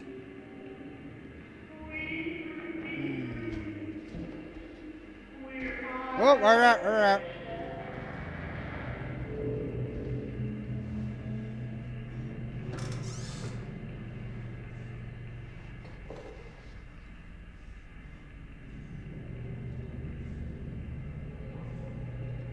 Okay. What's the bar there? Probably not much of a practice what you preach kind of guy. Oh, yeah, because he banned all alcohol.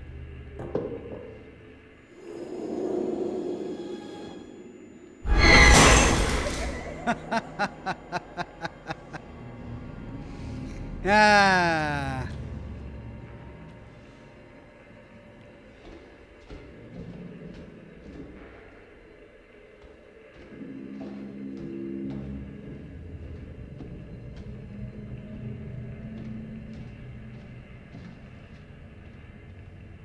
Right, out we go.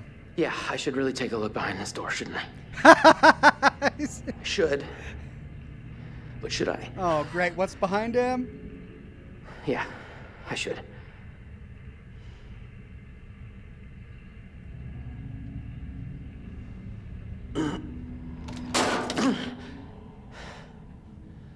Well, all right. At least he tried. So how do I pry this son of a bitch open? With the candlestick. In the billiard room.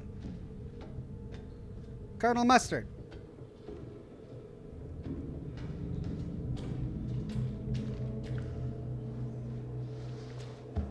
got some heft at least. Enough for the door.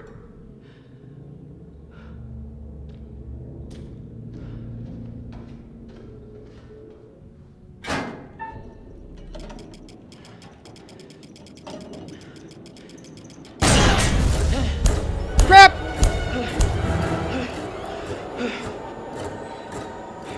Creepy pinup lady! She's behind you! She's always behind you!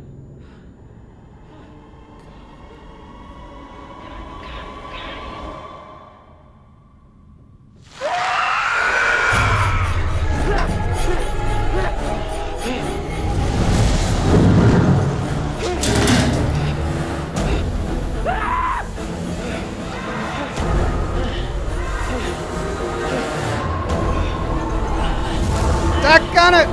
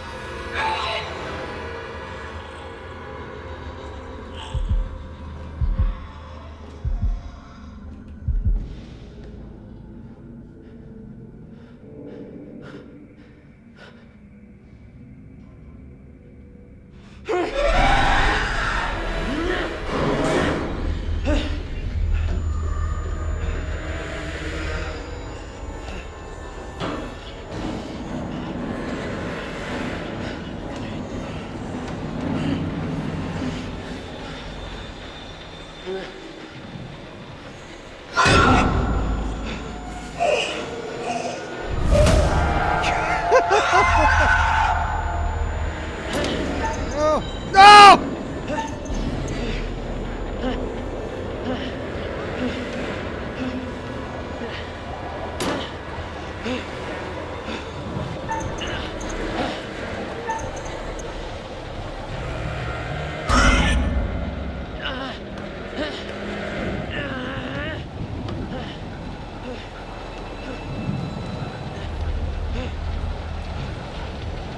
So far, so good.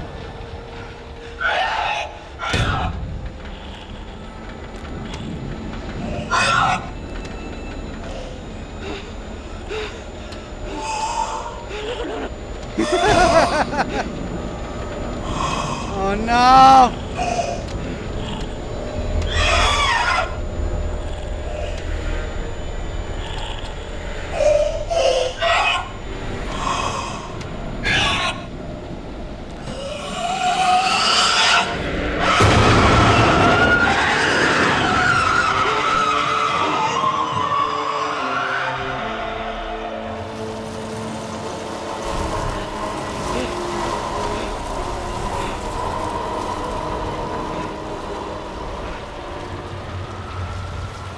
What? Come on. Come on, please. What? It's me. Look at me. What? It's Bliss. You see, it's Bliss.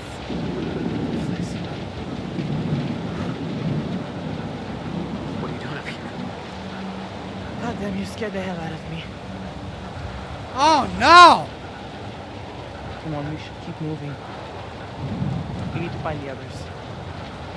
Oh, fuck. Well, then that means... What about the skeleton that I stabbed?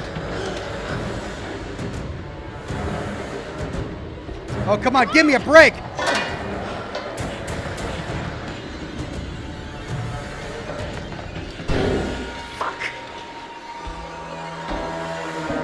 He's here! What's the matter, Dreamboat? Don't care about me anymore.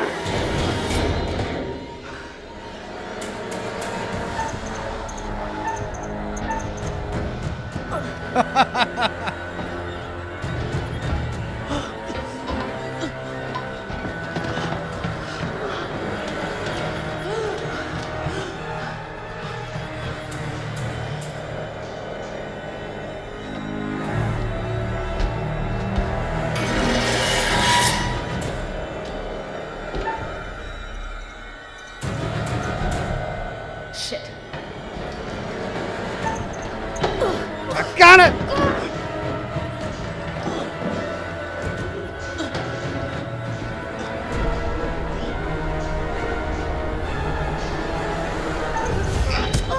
Come on! Come on!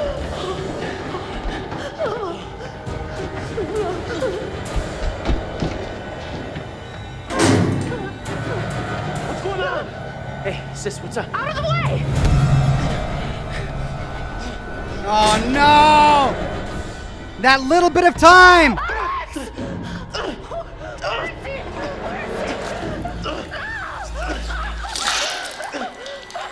Crap!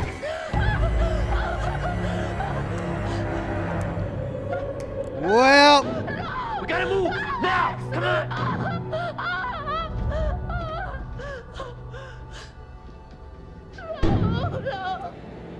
that little bit of time I lost by failing those jump QTEs.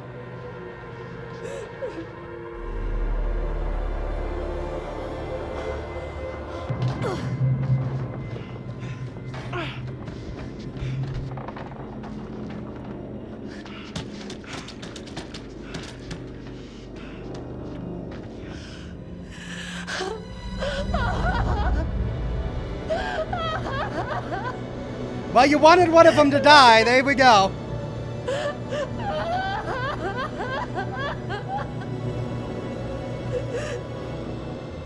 Hey, Jules. We can't stay here. Okay, just don't think about it. Just for a little bit, just don't think about it, okay? I can't.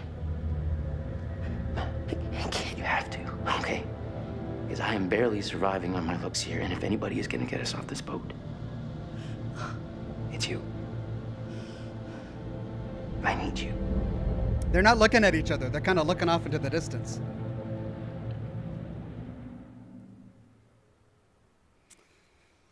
Oh, my God. Oh, hello. He's going to mock me. Things appear to have taken a turn towards the spiritual, wouldn't you say? What was with that smile? Now you're two down when you were doing so well.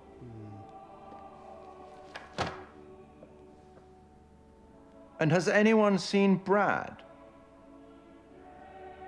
And poor Alex. But there are worse ways to go. Have you figured out what's going on? How to stop it? How to save the lives of your poor, unfortunate stowaways?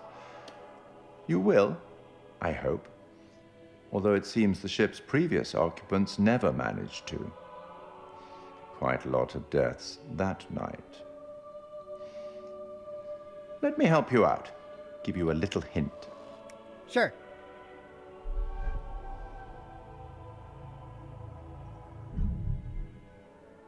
Well then, how can I put this?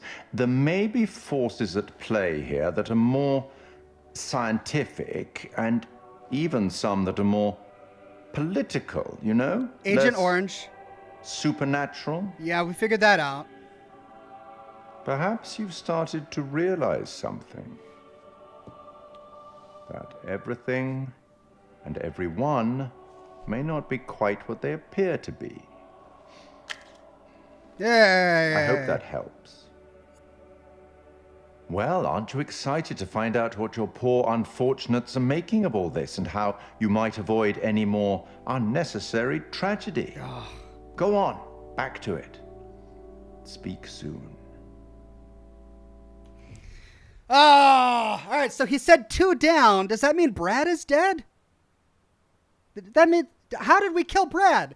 I don't know how we killed Brad. We saw his zombified face in like a vision, and then we saw him lying on the ground covered in blood. But when did we make a choice that killed Brad? I don't remember that. With Alex, I failed those jump quick time events. I hate them. They're so like, they throw it up in my face, and then I've got my fingers on the buttons, and then my knee-jerk reaction is to push something, and I always just push the wrong one. It's got me so nervous. Had I actually made those QTEs, would he have lived? All right, I've missed a bunch of super chats here. Let's see. Mama Murphy should lay off the jet, lol, says Steel101. Yeah, it's looking that way. Fishkey says, so I like your new zombie, Oxy. She sparks joy. She was something else. But that's another thing, because he was hallucinating, and he almost jumped to his death. Turns out it wasn't really a zombie, but then that makes me wonder, like, we stabbed that guy in the cloak, and we saw that skeleton face. Was that really a skeleton zombie, or did we stab Brad or someone else? Well, now that we know that we're being... So he said something more scientific, and we learned that there was that they were stowing chemicals in caskets. It was Agent Orange, I think, or something that was messing with their minds. So from now on, in order to save the remaining 3, I guess we just can't believe what we're seeing, which is going to be tricky. Silent Shadow USMC says, why do Eskimos wash their clothes in Tide? It's too cold out, Tide.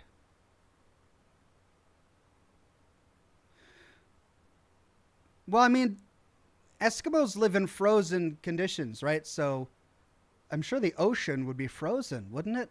Like, they wouldn't wash in any tide. It would be too cold. I don't know. No Name says, I don't know, but I really want to have a couple of steaks and a round glass and a round of golf with this guy. I know. So I really like this guy. I looked him up later. The voice actor for this guy, I actually know him from watching Jeeves and Wooster, the 80s the early 90s BBC sitcom with Stephen Fry and Hugh Laurie, because he played a recurring character, a recurring side character that was really, really humorous, really funny. And to see him doing this voiceover all these years later, that he's still acting, is really cool. Okay, Kunk says zombie. Ox missed that one. No, I got it. I got the zombie thing. Your zombie, Oxy, Sparks Joy. I got it, which is why I said I was referring to the scene where she was hallucinating. Angry Kitty says, been watching sometimes members since you started your Fallout 4 series. Cheers. Thanks for the laughs. You're welcome, my friend. All right, let's see who else we're going to kill.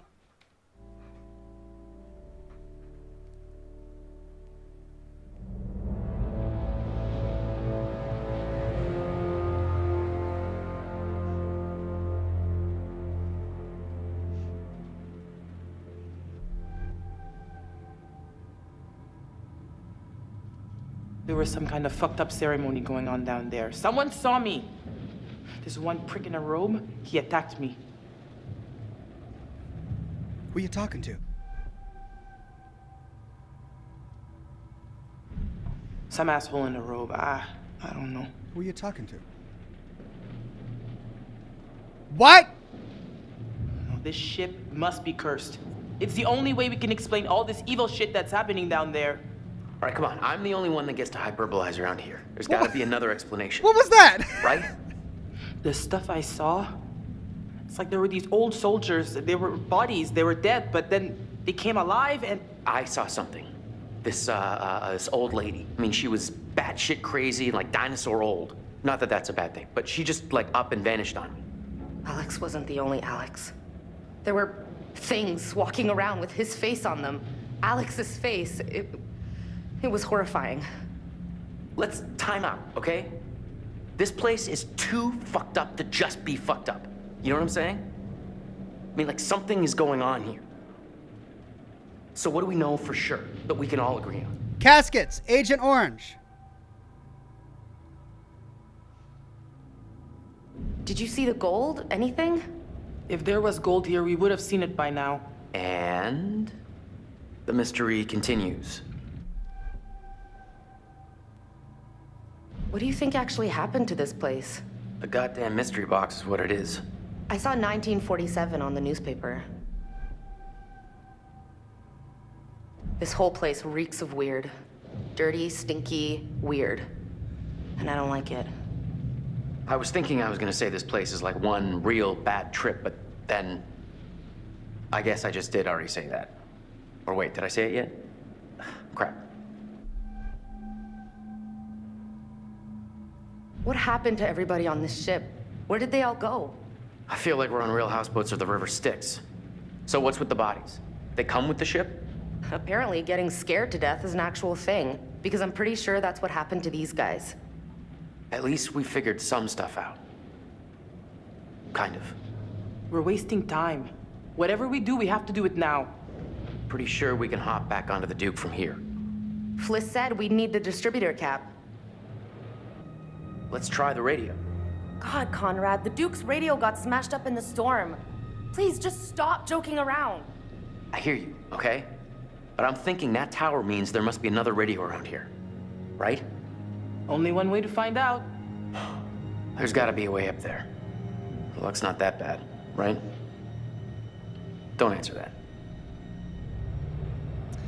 All right, that was really interesting, and it was jumbled up and poorly executed. So they had single frame shots for most of that dialogue, obviously, because it's possible that some of the characters there would have died and not been able to partake in that conversation. So they wanted to show a close-up face on just the characters who survived. But their responses they didn't make sense. Like, she was saying, what happened to the crew? And then he would go off talking about, yeah, this is really the river Styx. That wasn't even referring to the question that she asked. And then what was Fliss at the beginning? She was having a conversation with the air. There was like a character there who wasn't there because we accidentally got him killed. Okay, a bit of a glitch to that.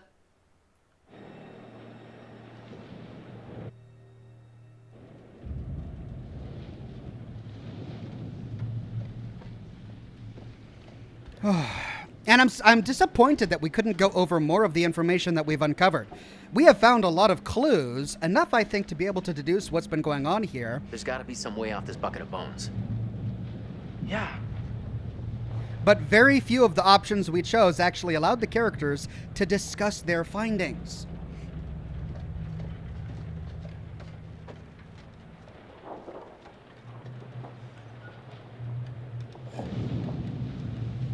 No Name says, I wonder if this ship has anything to do with the plane from the dive. achievement unlocked for $1. He told me his secrets. No Name says, distributor cap? Do they not know you take the fuel line or the rotor arm? Amateurs.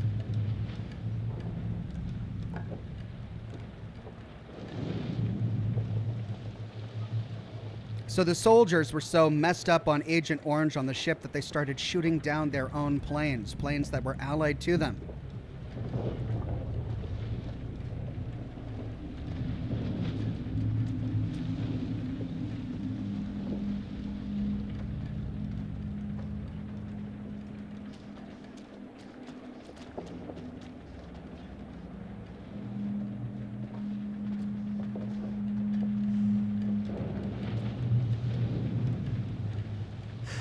It's useless. Let's keep looking. Okay.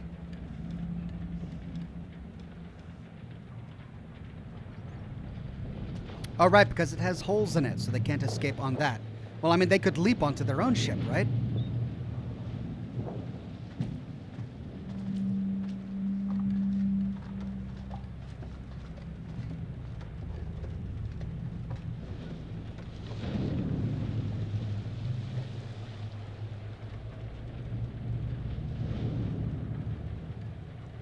Edward J says it's called Manchurian Gold. It isn't Agent Orange. I guess I'm assuming that it's Agent Orange because we saw something about we saw that warning on the wall about Agent Orange, and at the very beginning of the game we saw that smoke, that mist coming out of the caskets after it got jostled in the storm.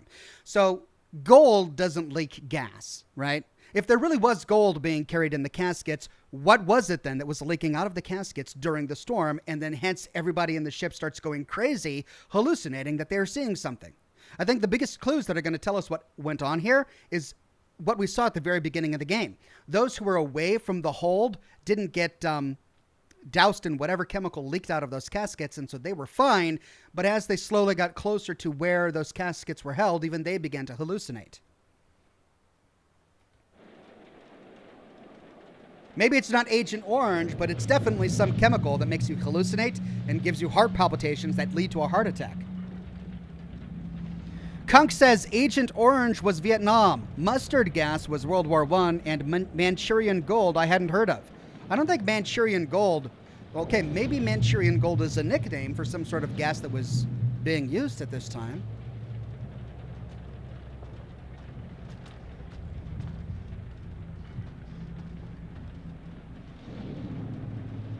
Find a way up? Sadly, no, but I'll keep my eyes open.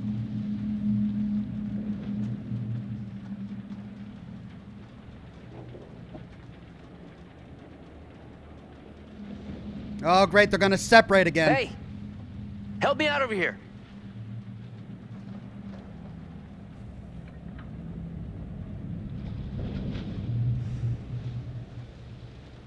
It ain't exactly the grand concourse, but it'll do. You want to give me a leg up?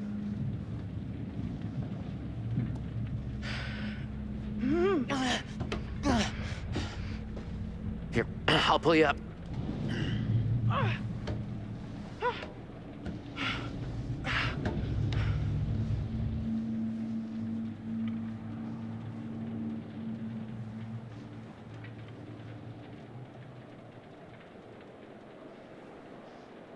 The White Wolf says Manchurian Gold was the code word for the gas.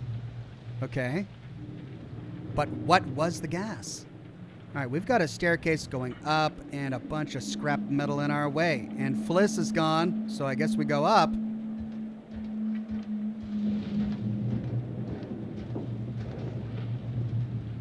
I still don't understand how we killed Brad.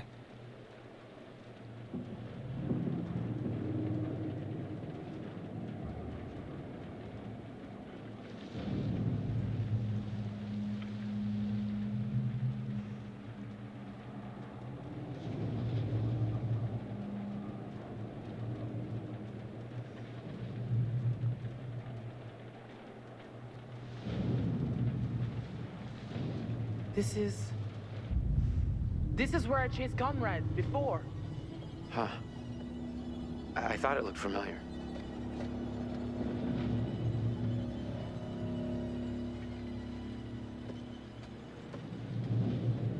Where did Fliss go?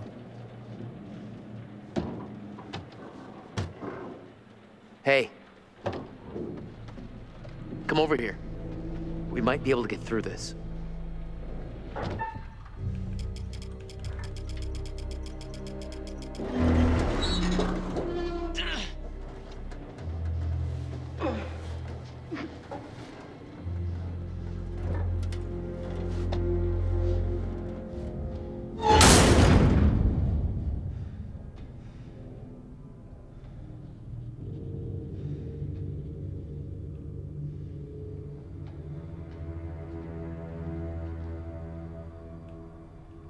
And that's a drop.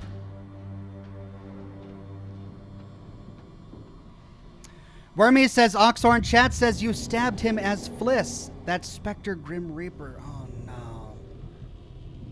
I thought so. Crap, that's what I was worried about.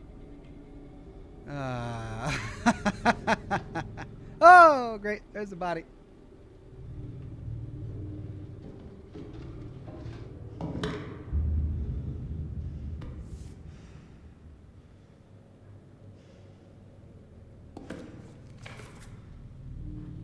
Last entry says that the ship was in a hell of a storm. A swell from the wheat waves, 20 feet, no damage reported. PM weather conditions. Weather continues to deteriorate, as does forecast. Crew bearing up. AM wind at storm force, gaining strength. Weather is exceptional, with several lightning strikes hitting OM, but causing no sustained damage. We are leaking some water, but it is under control. Navigator, port's seabed depth, readable.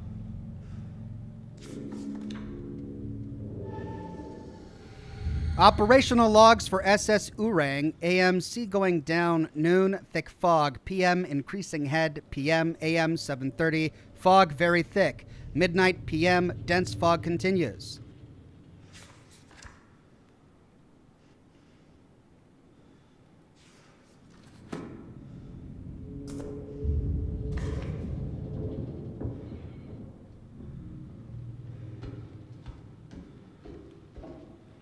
Door out. I want to explore this area first. See if we can go explore that body.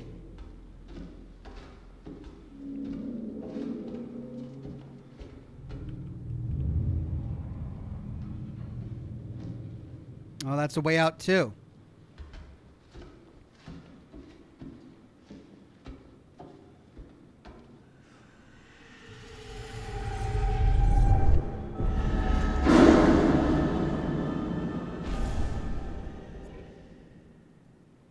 Premonition unlocked.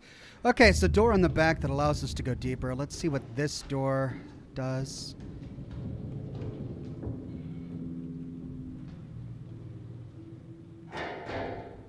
Locked. This other door is probably locked, but just to be complete, let's go see.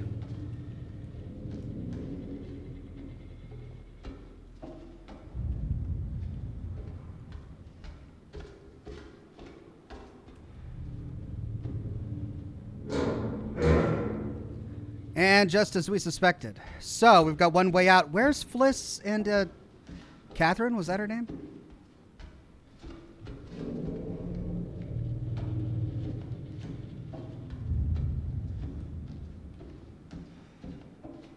Hey, hook us up with the radio yet? No, but there's gotta be a radio on this ship. There has to be.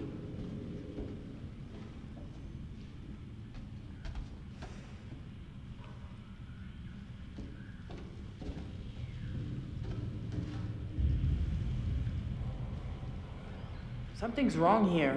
If you were headed to San Francisco, you'd be crazy to take this route. Maybe they were laying low. Like hide and seek out in the ocean? Maybe they were knocked off course by a storm.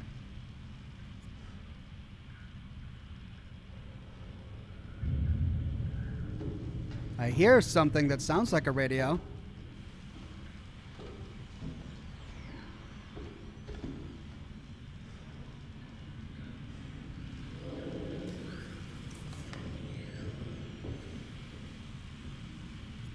Blown off course, bad cloud cover. I guess they couldn't figure out where they ended up. United States Department of the Navy, 22nd of June, 7 in the morning, or 07, how do you say that? 007 hours? Heavy storm blown off course, 012 hours. Report of hold 2 flooded, 023. Excessive lightning strikes, 048.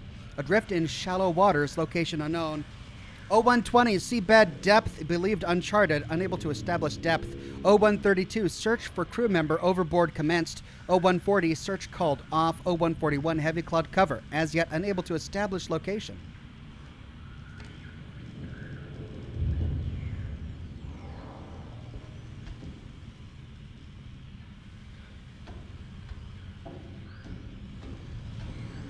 Radio room. There we go.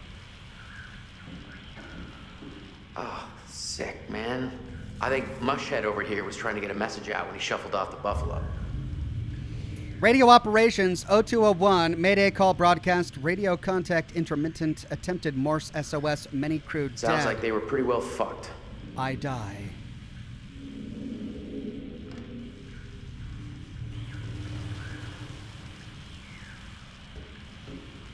Hey, look. Holy moly, this radio's still kicking. Well, radio science hasn't changed much in 70 years, as long as there's power. I got this, folks.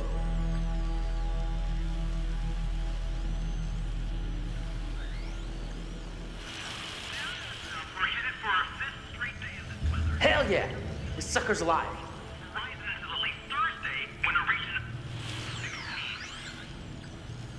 It's a number station. Military bandwidth. The military's gotta be able to help us, right? Which military? Hello? Hello? Check, check, check. Anybody?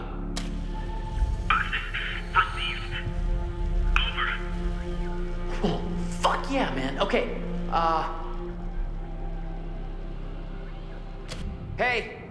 Hey, if you can hear me, we're on this, like, it's a huge fucking old-ass ship. Our coordinates are, 12 degrees, 30 minutes south, 151 degrees, 20 minutes west. Mayday! Mayday! Please repeat. Please repeat. Over. Hey, okay, we're on this old freighter ship. We think the name of it is the Medan. Hello, can anybody hear me? Is there anybody out there? Fuck, shit, fuck. Can you hear me? Oh no! Come on! This is bullshit. Power out. Look at this. Uh-oh.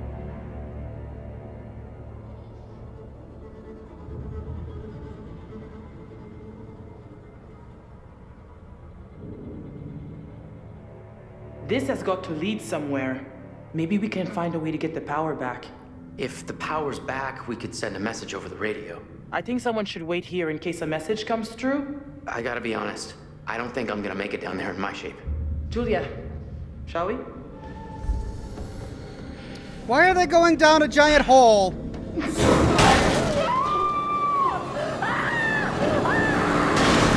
What did you expect? You crawled into a rusting hole. You see a hole in the floor, what do you say? I think this must lead somewhere.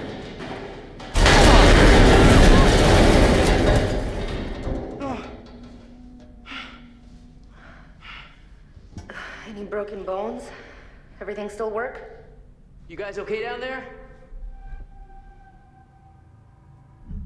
Yeah, never been better. So, what's next? We're gonna have to find the generator. If we can get it started, we can power up the radio. I'll wait up here by the radio. I mean, the generator's been working for, what, 100 years almost.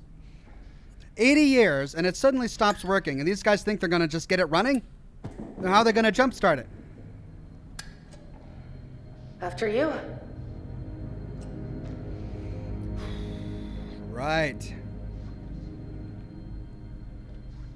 Let's just climb down into a big rusty hole. That sounds fun. Hold on. That goes to sick bay. What's down here?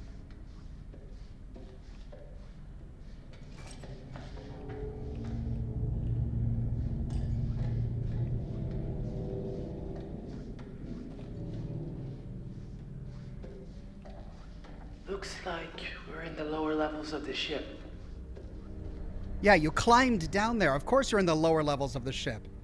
Looks like we're on the poop deck. No, wait.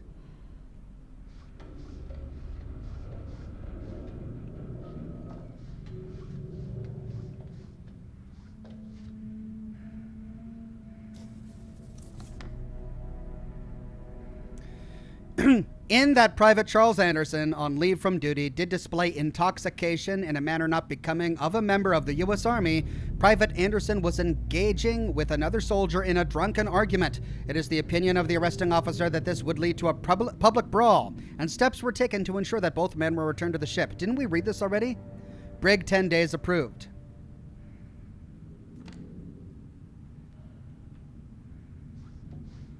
Oh, yeah. We read this at the very beginning of the game. This is the room where Charlie was being kept.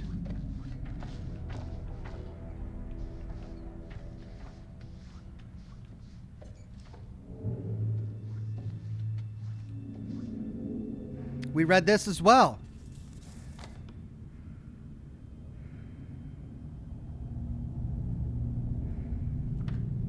But hold on. These characters haven't read it yet, so maybe we need to read everything. Just to make sure we have enough clues to make decisions later.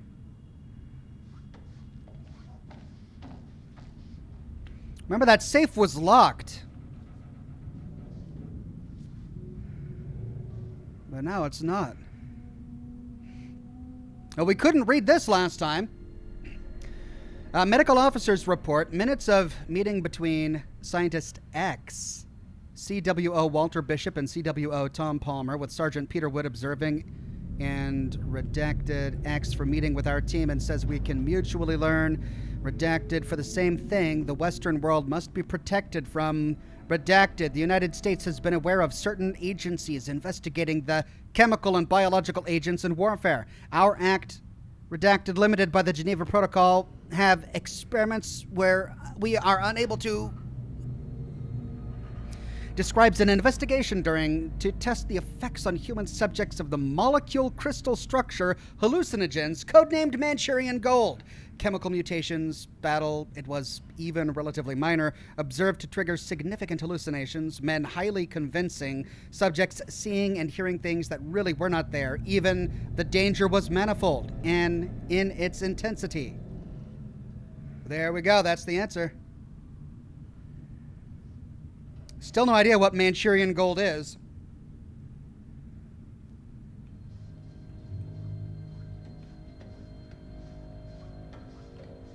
Hell of a girls' night out, huh? Is that something you do? Girls' night out? Yeah, duh. We'll have to go out sometime. If it's anything like this, I'll pass. But thanks.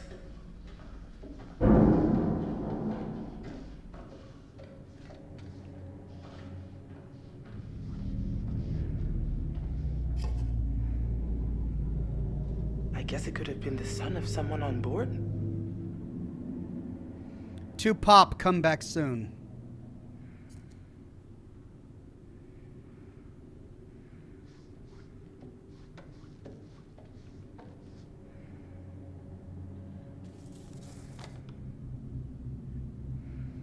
Patient named John Patterson.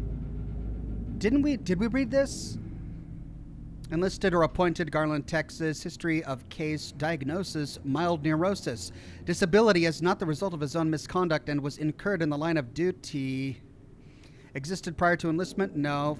Present condition, fit for service. Probable future duration, temporary. Recommendation that he be closely monitored and referred back for medical checking in 1 week. Facts are as follows. I saw Private Patterson today, who attended sickbay. During that visit, I observed signs of severe distress consistent with evidence of panic I observed in the same soldier during his watch duty earlier this week. I requested Patterson see me today as I believed his panic to be accompanied by vivid and disturbing memories. In the past, he has managed to continue his duties as symptoms appear to alleviate after his guard shift. He claims these symptoms are very unusual for him. Private Patterson is a fit and healthy young man of 25 years with no known medical conditions and an exemplary military career. He was able to calm down during the course of our meeting, and tests for speech, reactions, memory, and decision-making all appear normal. Clear case of COSR. What's COSR?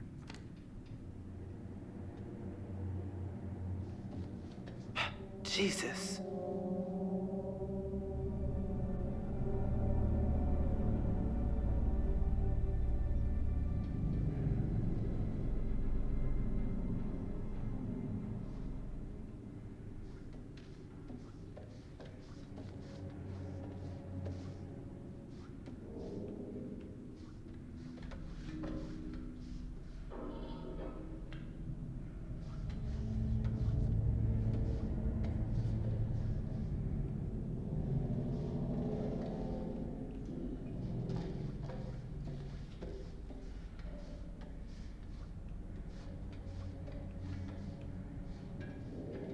Oh no, I don't like this part of the ship. Drop down? Last time we did that, someone got killed, didn't they? Come see this. Look, there. I think that's the engine room. Good place to find a generator, right? And Manchurian gold. The ladder is broken here. I think I can jump the rest of the way. Wait, How are you gonna get back up? are you okay? Yeah, I'm fine. Just come down. Vicky T says combat and operational stress reaction. Mike D says the same thing. Thank you, guys.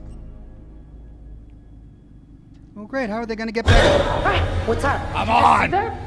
Well, crap! You didn't see it because it wasn't there. Right. Hello? You've been seeing all this weird shit, right? You know that Manchurian gold wasn't actually gold. It was some kind of toxic chemical that wasn't contained very well. And then there's this weird fog all over the ship. Maybe that's the Manchurian gold. All this fucked up shit, none of it is real. We're hallucinating. We know the crew were scared shitless of something. Yeah, I think he was making them go mad. This couldn't have anything to do with the plane wreck we dived. It was a search and rescue plane. The whole reason it ever came out here was because the people on the ship sent out a distress signal. But I guess by the time the plane got here, the fog turned everyone's head around and they shot it down. Who knows what the hell they were thinking, or thought they saw. Oh, God. Dragons. All right, let's get going. All right, well, the mystery is solved. Scientific and all that jazz. So don't stab things. Lesson learned.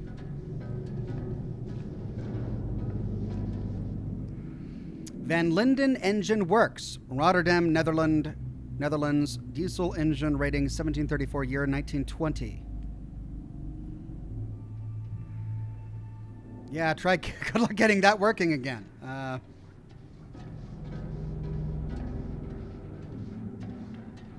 Never should have spoken to these assholes. I'm sorry if my brother made things worse. Sounds like it's not the first time. Sadly, no.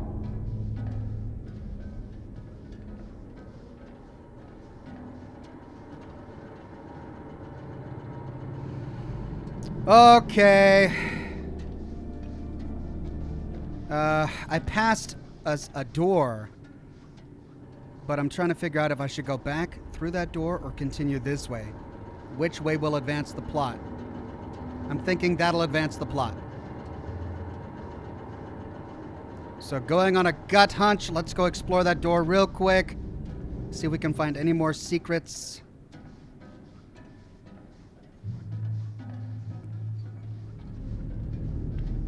That door. Is that a door or is that a dead end?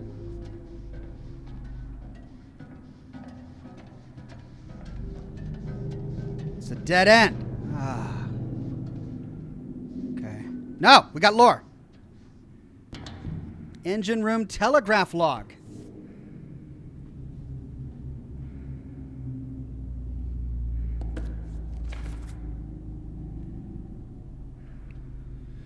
Engine room telegraph log 2237-23 ahead bell acknowledged, engine speed adjusted. Stand ahead bell acknowledged, engine set to standard speed. Lieutenant Young reported to relieve me of watch duty. I relayed engine running at standard speed with no special or standing orders from bridge or chief engineer, and no maintenance or hazard issued in engine room. I found Lieutenant Young to be of a sober and composementous disposition to hand over watch at 2400, signed L.G. Phillips. Midnight, relieved Lieutenant J.G. Phillips of watch at 0000 hours, inspected engine room for abnormalities, performed equipment and machinery checks prior to watch, no faults found. Previous log entries examined, currently standard speed engine, no new bridge orders. Full ahead, bell acknowledged, full speed ahead, flank bell acknowledged, engine adjusted to maximum speed. Standing order from chief engineer, cut engine room power from all non-essential lighting and machinery. Chief engineer entered engine room for emergency inspection. It says here the ship was anchored. Stop bell acknowledged, cut engine power, ordered received to anchor in shallow water.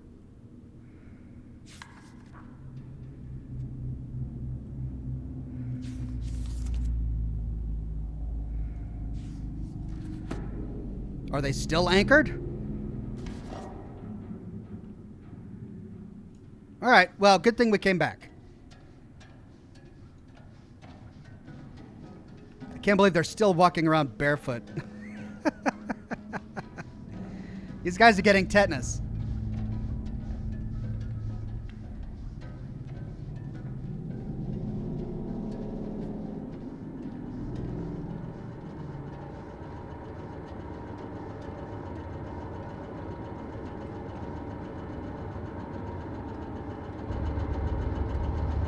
That's the door.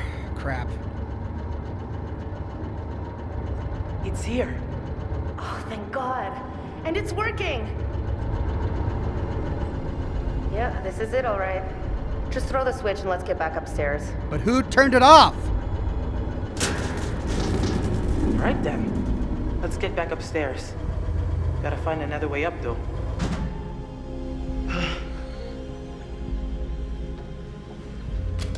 Listen, we're back. Can you read me? Do you hear me? Are you hearing us? Over. Please state your situation. Over. We've been kidnapped, all of us. And there are things trying to kill us on the ship. Over. Recovery mission is en route to your location. Over. Location is confirmed. Oh, God. Come on, work, you piece of shit. Yes, hit it again.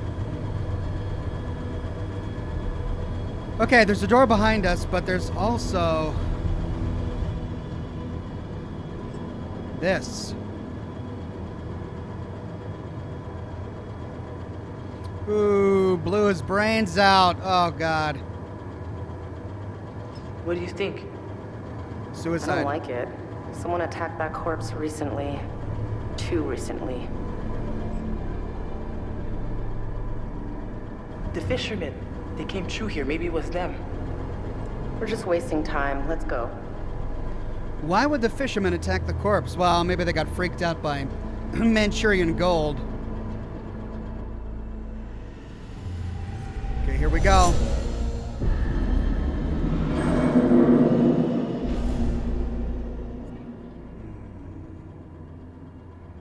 Premonition.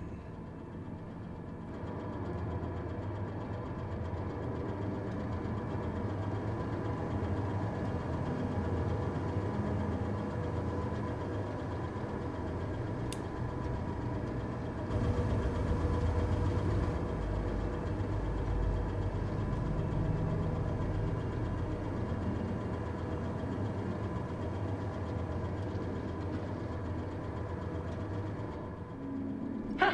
Look at this. The rebreather. These are from the Duke. You think it still works? Maybe.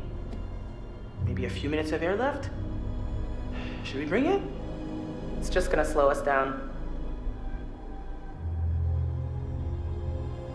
I think you're wrong. Half this damn ship is underwater. Could be a lifesaver. Salaud, je sais ce que t'essaies de faire. De quoi tu parles, tu veux me tuer? Hein? Mais c'est moi qui vais te tuer. Dis-moi seulement où est ce putain d'or? T'as perdu la tête ou quoi? Non. Je t'en prie. Non. Je t'ai dit de la fermer, sale menteur! Ferme ta gueule de merde! Tu dis n'importe quoi! Tout ce que tu racontes, c'est des conneries! Alors, ferme ta sale gueule de merde! Écoute. Écoute-moi. Non. Fais pas ça. Ta gueule. Ah! Je t'avais dit de fermer ta gueule! Oh, fuck.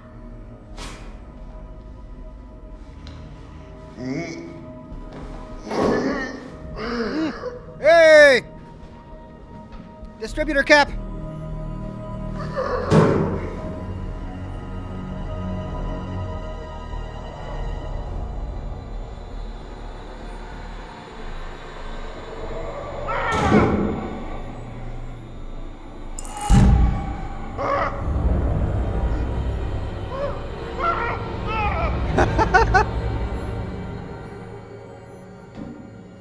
Sledgehammer, right.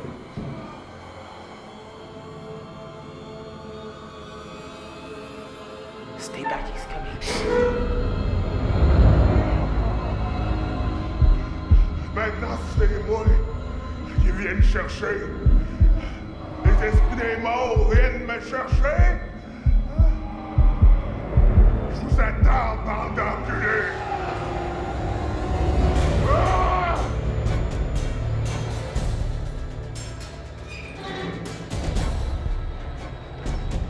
Get the distributor cap! Unless he took it. Did he take it? Oh, I'm in control.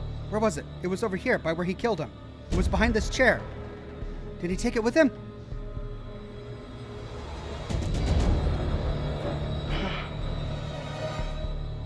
I think we should try to avoid that. Yeah.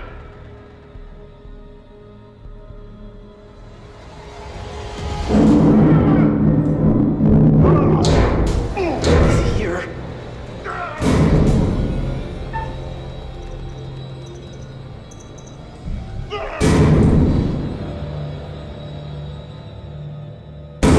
What the fuck?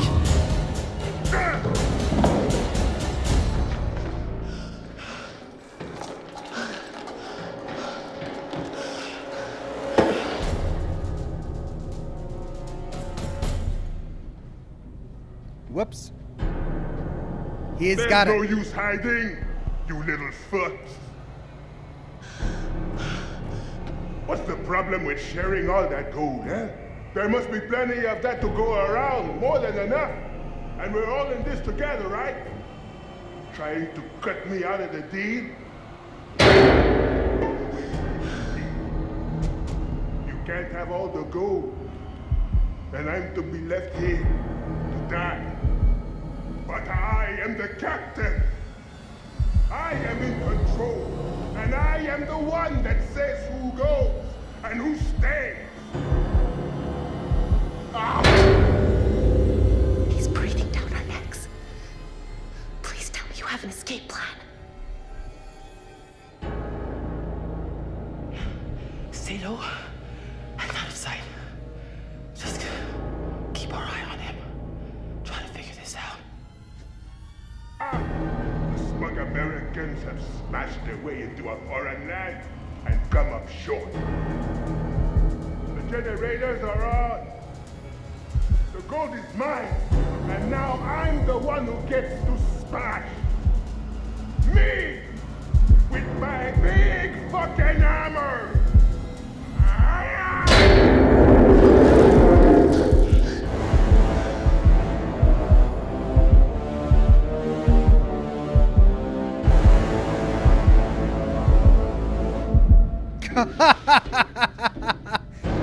Oh, they were in plain sight, too.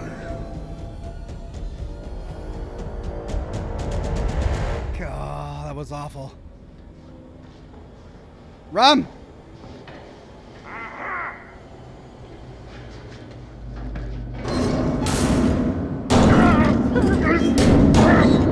Lock the fucking door!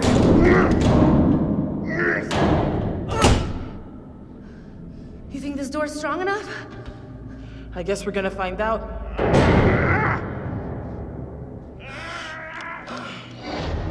Okay, okay. None of you move. None of you go all changing on me now. Turn around. Slow. Real slow. Okay. All right. Not changing. None of that. Raise your hands up. Slow. No, no. Not like that. I said no changing. Please, we've got no problem with you.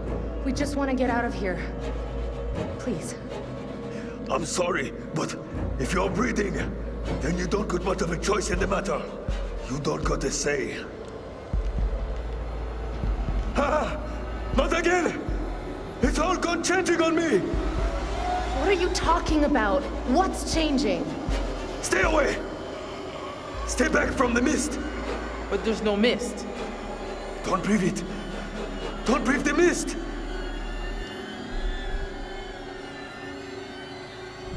What exactly does the mist do? It's life. bringing things to life that shouldn't be alive. It's inside now. Inside with us now. Please just calm down. Stop! Stop! It's in one of us, isn't it? Put the gun down now. Why would you say that? Why wouldn't Why she are you say telling that? me what to do? Yeah, you breathed in the mist. It's happening. I can feel it.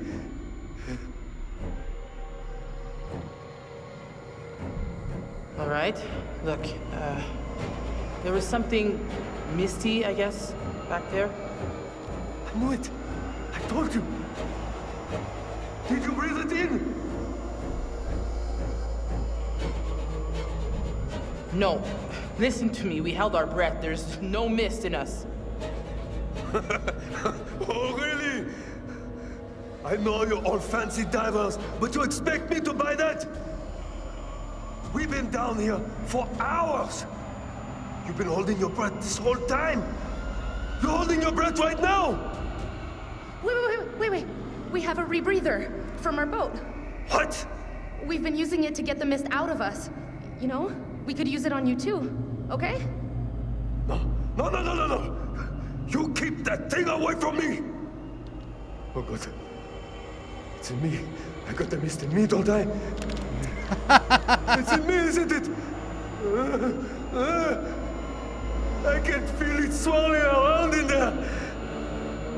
It's changing me. On the inside. Yeah.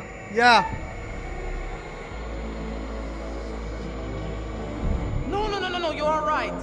There's no mist in you. You're okay. Stop! Stop lying! You can all see it in me, can't you? You're all just lying, and the mist is inside. Keep me alive!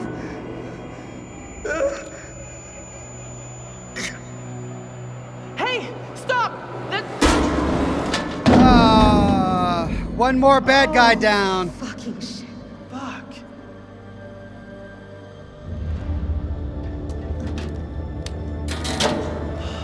Fuck.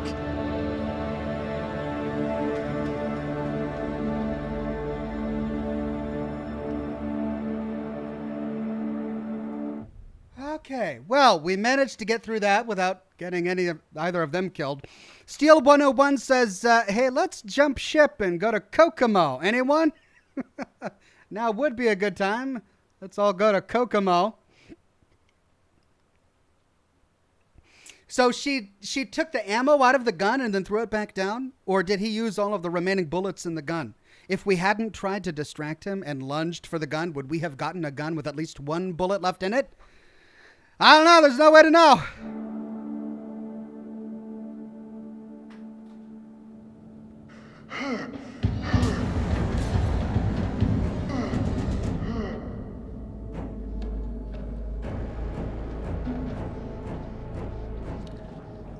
Great. That's just fucking great. Good thing we've got the rebreather. There might be a way under the water. Yeah, sure.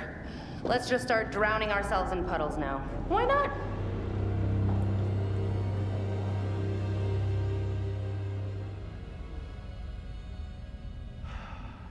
There's 472 rivets in this room, which can only mean one thing. I've been in here way too long. Hey! Is anyone hurt down there? Shit. I gotta go after him, don't I? Whoa. Oh, God. Another genius. Crap.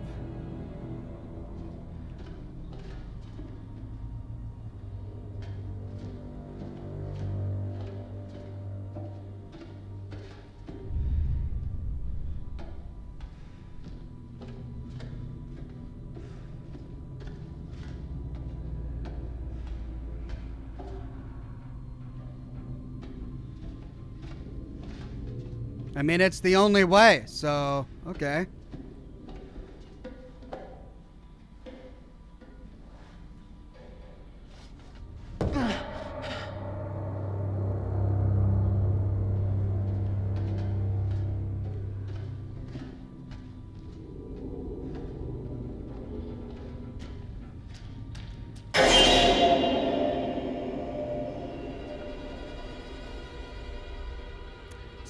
mind. It's all in your mind. It's not real. Nothing is real.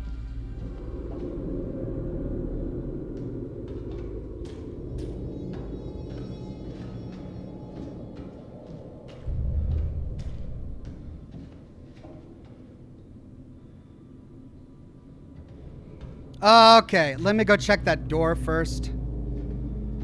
Okay.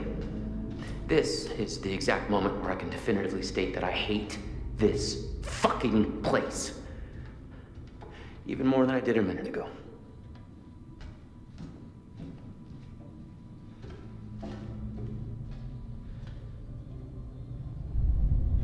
Yeah, just as I thought, it's locked.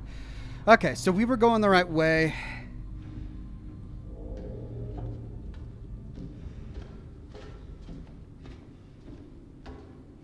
If they jumped down the same hole, why did they not go to the same location? I don't remember exploring this section. Did I explore this section with the ladies?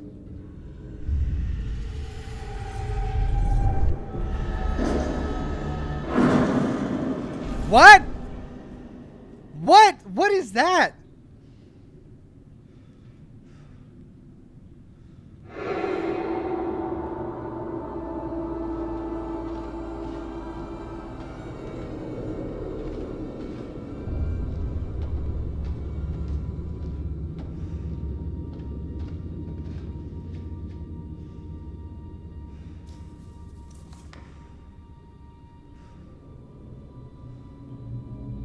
To all field officers, the scale of our search and recovery missions across the area have yielded results far greater than expected. Unfortunately, there is now a shortage of adult caskets. If you locate the remains of any missing persons at the water purification plant, you may have to use the smaller caskets. I guess it'll have to be Hawkins, poor bastard. There's almost nothing left of him. I know this isn't ideal, guys, but they'll give him a proper funeral and the respect he deserves once we've got his body back home. We'll just have to make this work for now.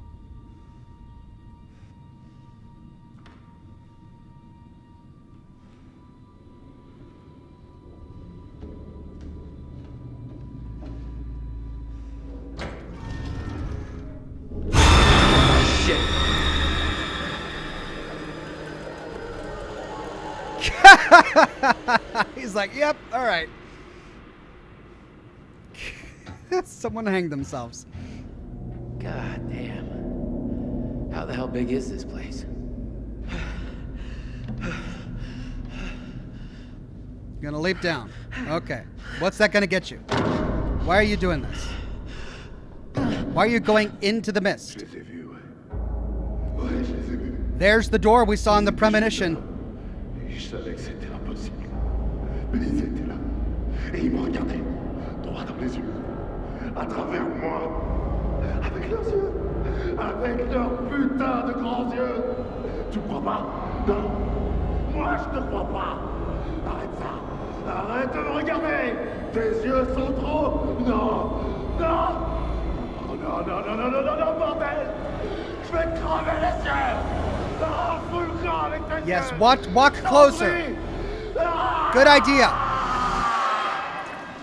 Stay back. I mean it. You can't just kill my friend and call it quits, you piece of shit.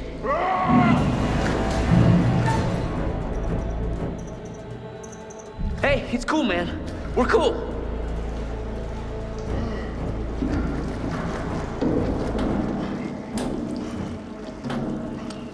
We can talk this out, man. We can bond over how much we hate this boat. Really? So you think that's the best solution here?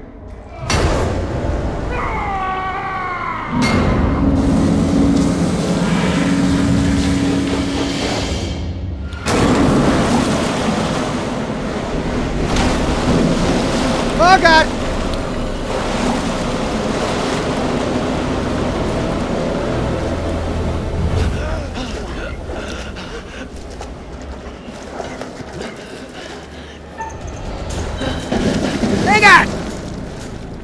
Ah!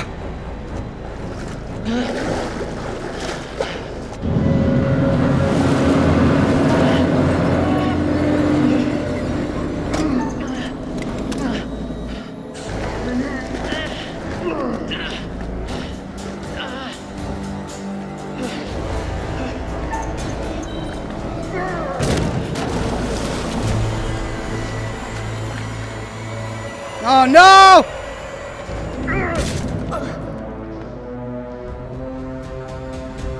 Get out of there! Come on!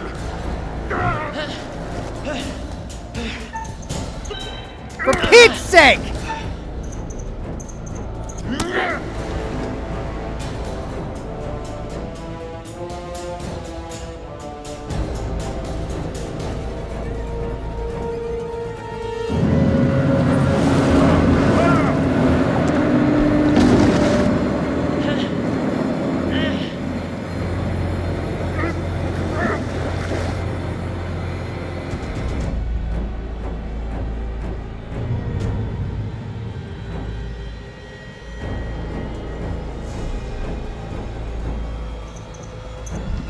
Do it now!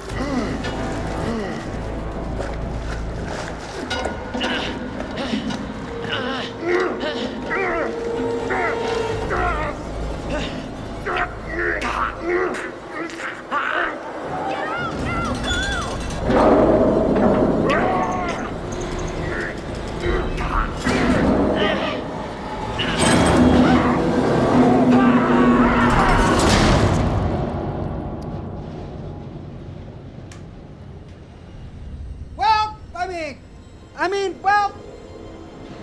Conrad!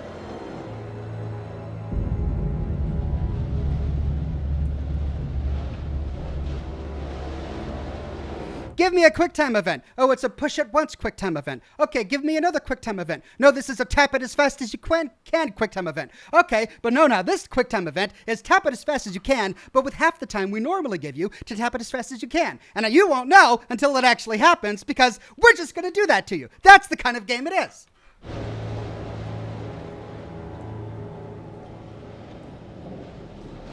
Verb says, why didn't you hit A? I hit A, but they switched the QuickTime events. They were all single tap QuickTime events until that point. Then they give you a multiple tap QuickTime event, and you've got to do it really fast, but they gave you half the time that they normally give you for those rapid, fast QuickTime events. Ugh.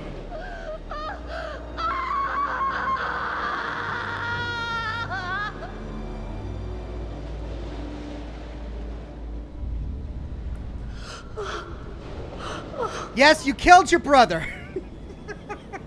Your boyfriend's dead. But the distributor cap is okay.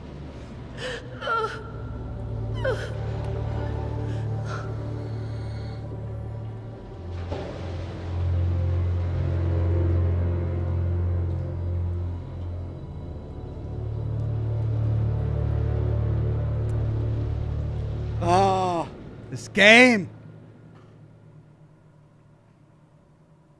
Is the guy gonna mock me? Is the concierge now gonna mock me? Of course he is. Hello? No, here we go.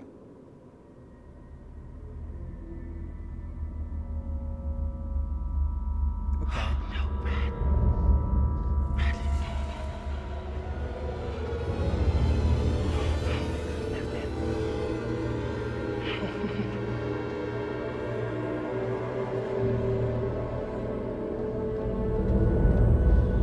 But this isn't the ballroom. But wait, there wasn't ever any ballroom, was there?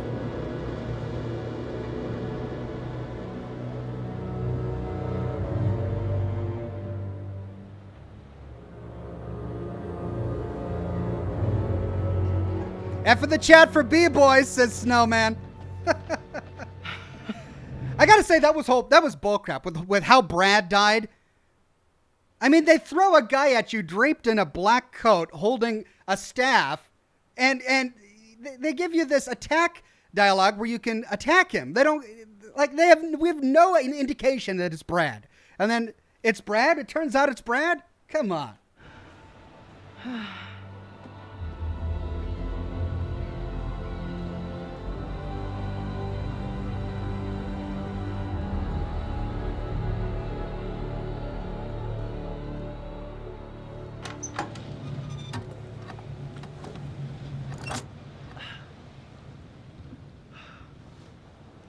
All right. Let's try it.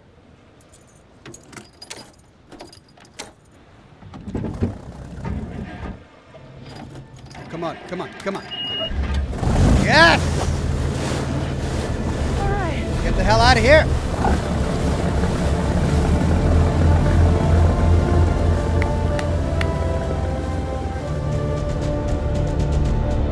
Okay. I mean, is that the end? Did I win?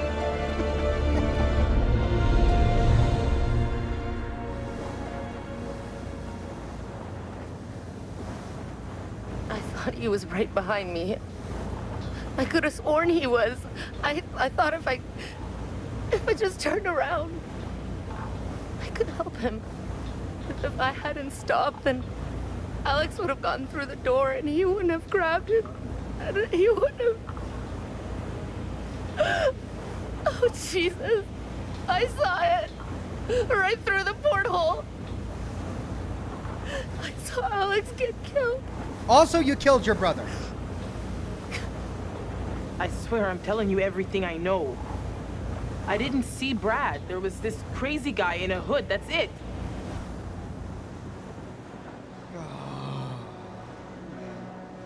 They're the ones who killed everybody.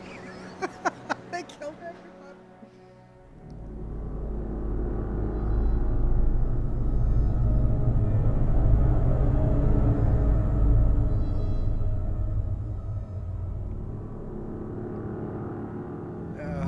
They're gonna show us all the corpses. All the people we left behind. Jeez. Just rub it in. Just rubbing the salt on that wound. Of course they are. Yes, you did this. You could have saved them, but no. Here are their bodies. That's it. Come on. Well, I mean, come on, curator. Are you going to talk to me? Are you going to tell me something? You going to tell me how awful I did? Yeah.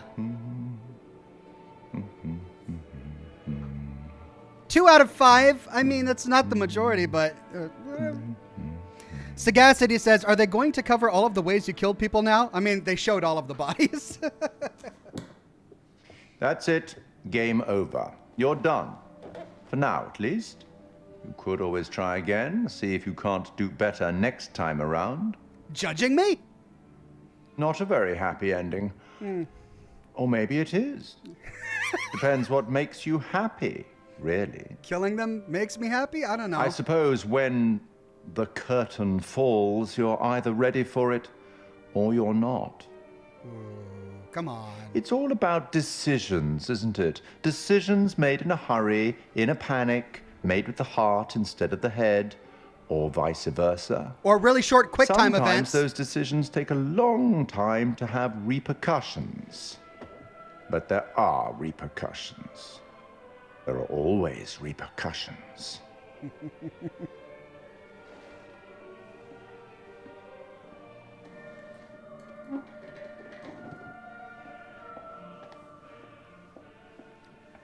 Till we meet again. Maybe in Little Hope, maybe somewhere else. But be certain, we will meet again. It's inevitable.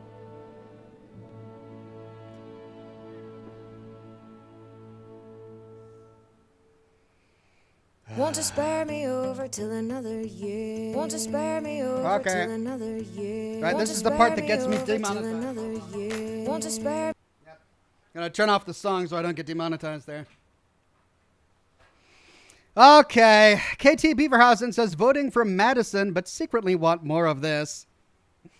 I mean, there are 2 other games. This is an anthology, after all, and I did purchase all of the games in this anthology, so we could do Madison next week. We could move on to Little Hope next week. There are lots of options and lots of decisions to be made. Never fear, we'll have something ready for you next Thursday for Scotch and Smoke Rings. It'll be scary, maybe a little gory. If I do play another one of these games, hopefully I'll be able to master those QuickTime events, because that was brutal. God. Oh, all right. End of credits. Let me see if sound's going to go up. We're in search of that gate, Pray. All right, no, more. I don't want to get demonetized there.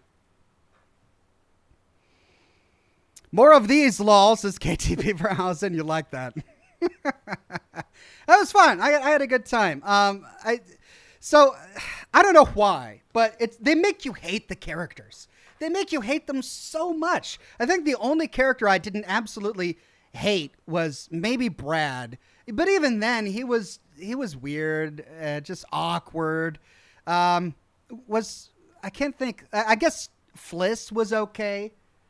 She was all right, but all of the other characters were just weird and annoying in their own way. So they make you hate all of these characters, and then they put you on a boat and you're supposed to save their lives. They hate everybody but save them sort of game. And they did the same thing in The Quarry. At the beginning of The Quarry, I just hated all of these characters. I wanted them all to die. But no, I end up saving all their lives in The Quarry. But with this one, I kill over half the crew.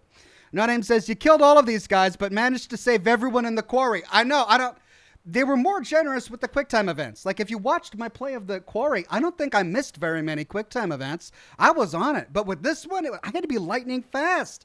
But it was also just getting mixed up. And it was the way they displayed them, too. It was right in the middle of the action, so I had the movement confusing me. And I'm just making excuses now, really, is what I'm doing. I'm just trying to excuse my poor performance in this particular game is what it was.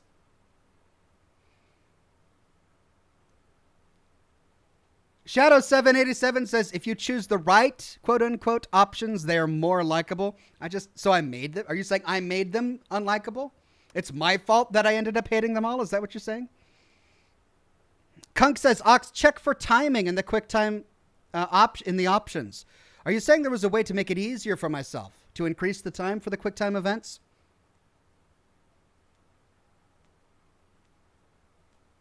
Well, maybe I'll do that next time for the next game, just to make it easier for myself.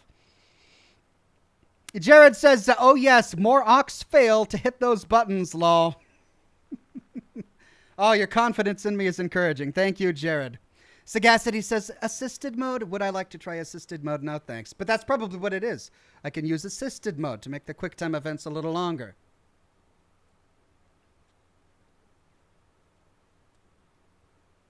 Conk says, not sure for this game, but there was for The Quarry. I didn't change any of the default settings for The Quarry, and I didn't change any of the default settings for this game either. So the default settings were more generous for The Quarry, if that's the case. All right, let's see if there's any sound after this. Or does it just dump us back to the main menu? Uh-oh, here we go. He's still alive?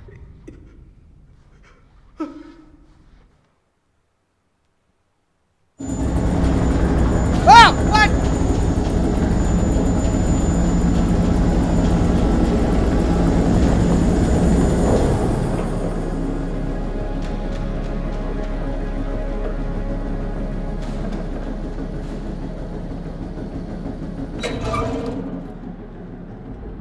The White Wolf says, would you like to play in assisted mode? Yeah, no thanks. No thanks. I'm good. I'll take the deaths. So out of nowhere, this thing just sent out an SOS. Guess we got a real life ghost ship here.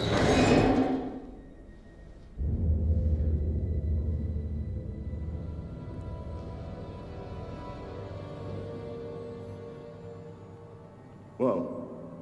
What the hell is this?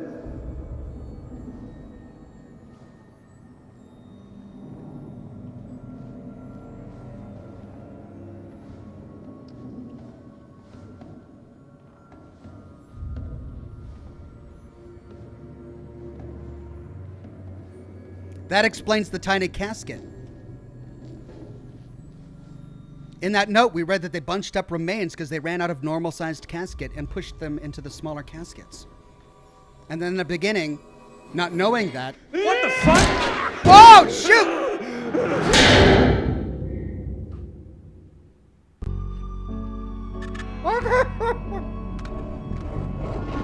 I just saw someone in the woods. Well, he could have been rescued, but... They're gone. Wait, what's this? Okay, very good. Who's there? Parsley save.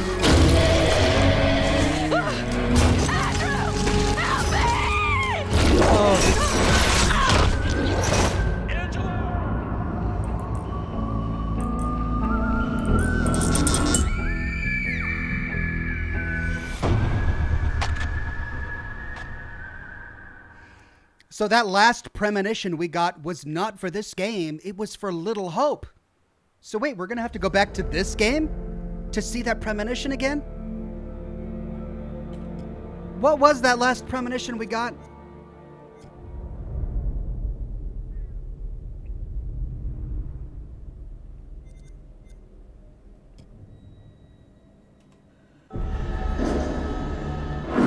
Yeah, this is for Little Hope. A Little Hope. Oh, that's interesting. They gave us a premonition for a different game in this game. Okay. Well, I mean, it's out now, so we can go ahead and play Little Hope when we want to. Maybe I'll do that next week so that we can have some sort of continuity between the two games. All right, ladies and gentlemen, that's it for Man of Medan. A poor performance on my part. I only walked away with 2 still alive.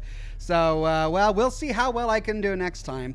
Thanks, everybody, for coming to this week's episode of Scotch and Smoke Rings. As I said earlier, I do plan to go live tomorrow, but I don't know when. My Friday is chocked full of stuff in real life. I've got to pick people up, and I'm making drives, and I've got appointments. So I've got a really busy day. I think I can sneak in a live stream, but if I do, I don't know how long it's going to be. It'll probably be earlier in the morning, actually, before I usually go live. So just, I guess, subscribe and see when I go live. That's the best I can do.